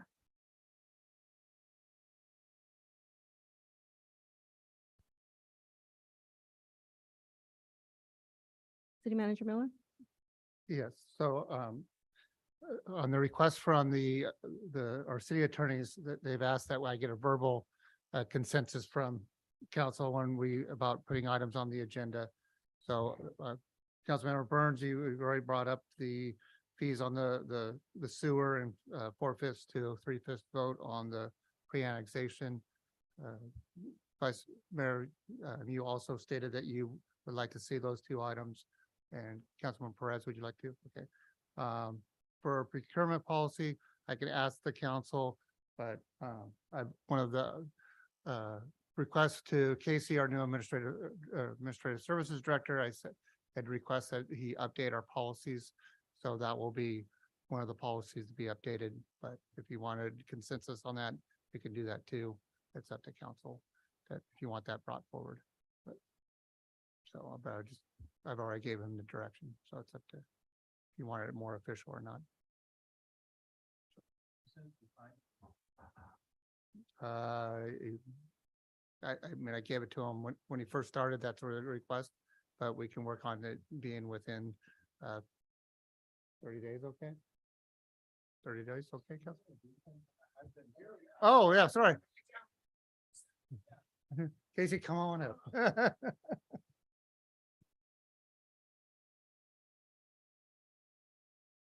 So Casey is the new administrative services director.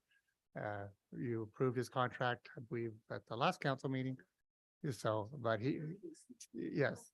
So he takes over for administrative services director or services that I used to do a long time ago, but I've asked him to update a lot of our policies because they're due to be dusted off. And so one of them would be the procurement policy. Yeah. Yes, absolutely. Come back with a working draft within a couple of meetings. Does that work? Yeah. Okay, thank you. The other one was Vice Mayor Morales asked for bring back the master contract for Verizon and then the 4-leaf contract. I can bring that back. We had the 4-leaf contract brought back I think it was about a year ago, so we can bring that forward. Okay. Sorry, I got one from Councilman Burns, and thanks. And then I'm glad the mayor had requested, so one of my items that I was going to ask council to get a consensus on is to bring back a policy on how items are put on the agenda. We don't have a written policy, we just have past practices. We recommend that we have an actual policy of how we put things on the agenda. Do we have support for that item? I'm wondering if the policy is strong enough, and maybe it's not something before we attach to the municipal code, because one of the questions I have, and I couldn't get an answer from our last city, because there wasn't one, but I asked early in my tenure, was, can I get a legal written opinion of what a consent is? And we were told there is no such thing. And so, is the consensus the simple majority? Or is it, and so for me, I would like something stronger than policy. I'd like something that's codified in a municipal code, so as councils turn over, these questions have been asked and answered. They might choose to go in and amend it to the testament, but if people come and go, I think the interpretation has changed, so I think the change needs to be more formal than the policy. Correct. The policies that we were looking at actually stated a simple majority. We didn't use the word consensus. So no, I'm saying in the policies that we were we've already kind of looked down at what other cities are doing, and we would want to put in not use the word consensus. We would actually use words that define what it would be. So tonight, a classic example would be the three of us form a majority. But the reality is two council members aren't here, so how do we know if it goes 2-1? I mean, there's just so much I think that could be better done through a more specific process. Councilmember Burns, is your mic on?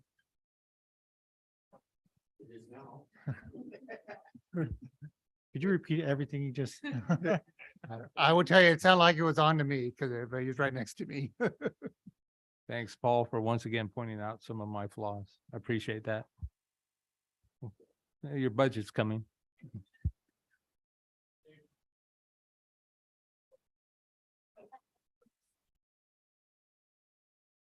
If you'd like, I can explain how we interpret consensus. But I would step back and say that typically when we're talking about consensus, we're not necessarily talking about a formal vote.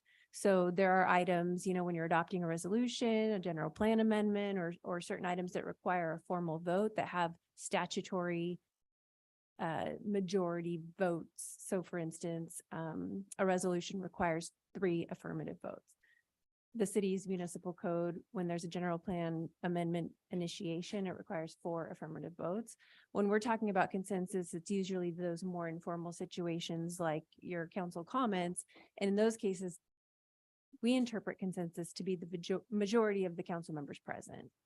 And so tonight it would be 2 out of 3. If there was 5 here, it would be 3 out of 5. But in those cases, you're not making a decision. You're just asking or giving direction to staff. But so when you do decide what policy to adopt for adding items to the agenda, it can be in the city's municipal code. That's not a problem.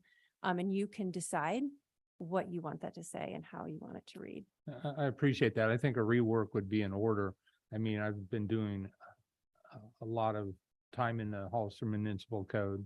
And for example, in one section, it says that if a vote's taken and the council member doesn't respond, it's presumed that that's an affirmative. And, I hold myself accountable for doing my homework, but on the other hand, I'm not convinced that happens all the time. And frankly, some of these things are just, they're odd. I don't know how else to say it. I mean, I'm trying to be nice. Some of those voting rules, like the one that you just mentioned, are actually directly from Rosenberg's rules, which are kind of separately adopted. So that is one of Rosenberg's rules of order, is that if a council member's present and doesn't vote, it's affirmative. So you as a council have adopted those rules. Right. I'm suggesting maybe we rethink because it seems like there's a blending of them and if the council at large wants to do that, well, so be it. I think there's an opportunity here that's driven by some miscommunication or misunderstanding. And so I'm more structured and council members come and go. And I would also say, do the same rules apply to the mayor? I don't know, because I didn't know that the mayor even had the right to be involved in the pre-agenda discussion until I reviewed the city manager's contract, and it's listed right there. And so for me, that's a duh moment. But the reality is I reviewed that contract multiple times, but my name's nowhere on it because it was created by a previous council. And yet, at the end of the day, I think better than to bury that in a contract with the city manager, I think in the code is a better place, in my opinion. So. Yeah, and you bring up your rules. I mean, I sent out the email to everybody about for the consultant that we have for the team building for the council and goal setting. I mean, your rules are a little bit over a year old now, and it probably needs to be re-looked at to see what needs to be maybe fine-tuned, go back and see what you need fixed and stuff like that. And that would be probably one of those things that we need to codify. Again, you have my support. I agree. Thank you. Okay, going back to the word consensus, and I'm sorry, for a policy to put items on the agenda, are you okay with staff bring something back in the near, probably 2 meetings from now, but if that's okay with council? I'm a yes. Thank you. And then also, like the council has said, I really want to thank staff. David was amazing getting out the information. The benefit of having a PIO, it's been really helpful. It allows me to work on other things. And then but like I say, all the staff was amazing, especially even like yard crew coming out, having to cut up a tree on a rec center. Yeah, the community center for being open and everybody working. So, yes, Tina, thank you. But staff was just amazing. And when we learned through COVID how to respond and be ready to go. And this was just shows you that the county sent their people to us and we were ready to respond. So we really thank everybody that's helped out. And that's all I have. Yes, thank you very much, Tina, and all of your staff for your service and dedication to our community. We really appreciate it.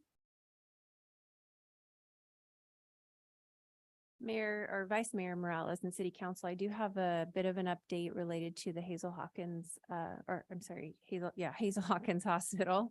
The City Attorney's Office received a notice from the hospital district requesting that the city participate in a neutral evaluation. The neutral evaluation is a statutorily required step when any public entity such as the hospital district declares itself insolvent. So it's similar to a mediation in that the parties involved select an independent neutral evaluator who mediates the process, and the purpose is to give the hospital district and their creditors an opportunity to reach a settlement, if that's possible. So unless the city council objects, the city attorney plans to participate in the neutral evaluation process and report back to the city council. All information that's provided during that neutral evaluation is confidential, and all of the parties that are in attendance are forbidden from disclosing anything that is discussed in the neutral evaluation. So we would likely bring the report back to council in closed session, although I do need to research a little bit as to whether or not that would be appropriate. So as I mentioned, if the city council doesn't object, the city attorney plans to attend that or be involved in that process. And are there any questions? Thank you. So now, do we have a sense for the amount of time and proposed costs? Because I know that we pay for your services. You do pay for our services. I don't have a sense of that. The amount of time that it will take us, I don't think is extensive. I initially thought you were asking about the time frame where there's a 10-day period where we need to notify the district that we'll be participating. And then there's I believe it's like a 60-day period of time in which we have to choose the neutral evaluator. And it's not just the city, but all of the hospital's creditors that are involved. So if you want more information, we can probably come up with some sort of an estimate as to how much time and money it will cost, but I don't know off the top of my head. Does your firm actually have subject matter experts in this area that would? I can reach out. I'm not sure off the top of my head. My concern is it feels like we use you guys extensively, and while I want to be open to it, I also want to be protective of our resource. Right. And so, at the end of the day, I think to have somebody from your firm would be most appropriate, specifically given the fact that you may have subject matter experts that have experience in this field that could be the person versus either you or Mary potentially. Yeah, I do think that, we do represent cities all over the state and counties as well. And I'm sure that some of those have had, in fact, I know that some of those have had hospital districts or other sorts of public entities within their bounds that have been in the same situation. So I would not be surprised if, or I would be surprised if we didn't have someone who had been involved in something like this before. I would be supportive of that. Thank you.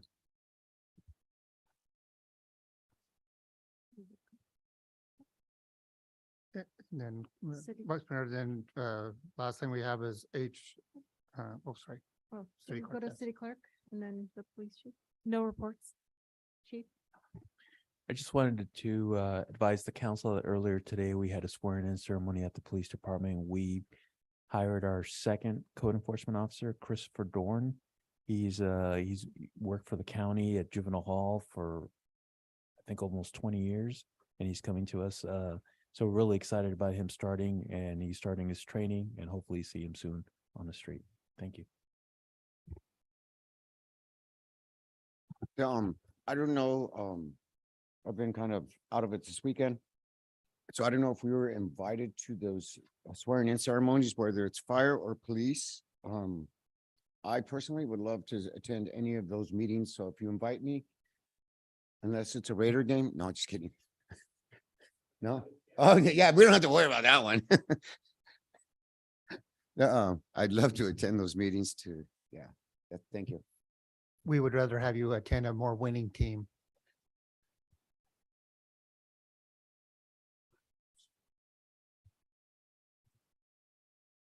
Okay, unfinished business updates from city council projects.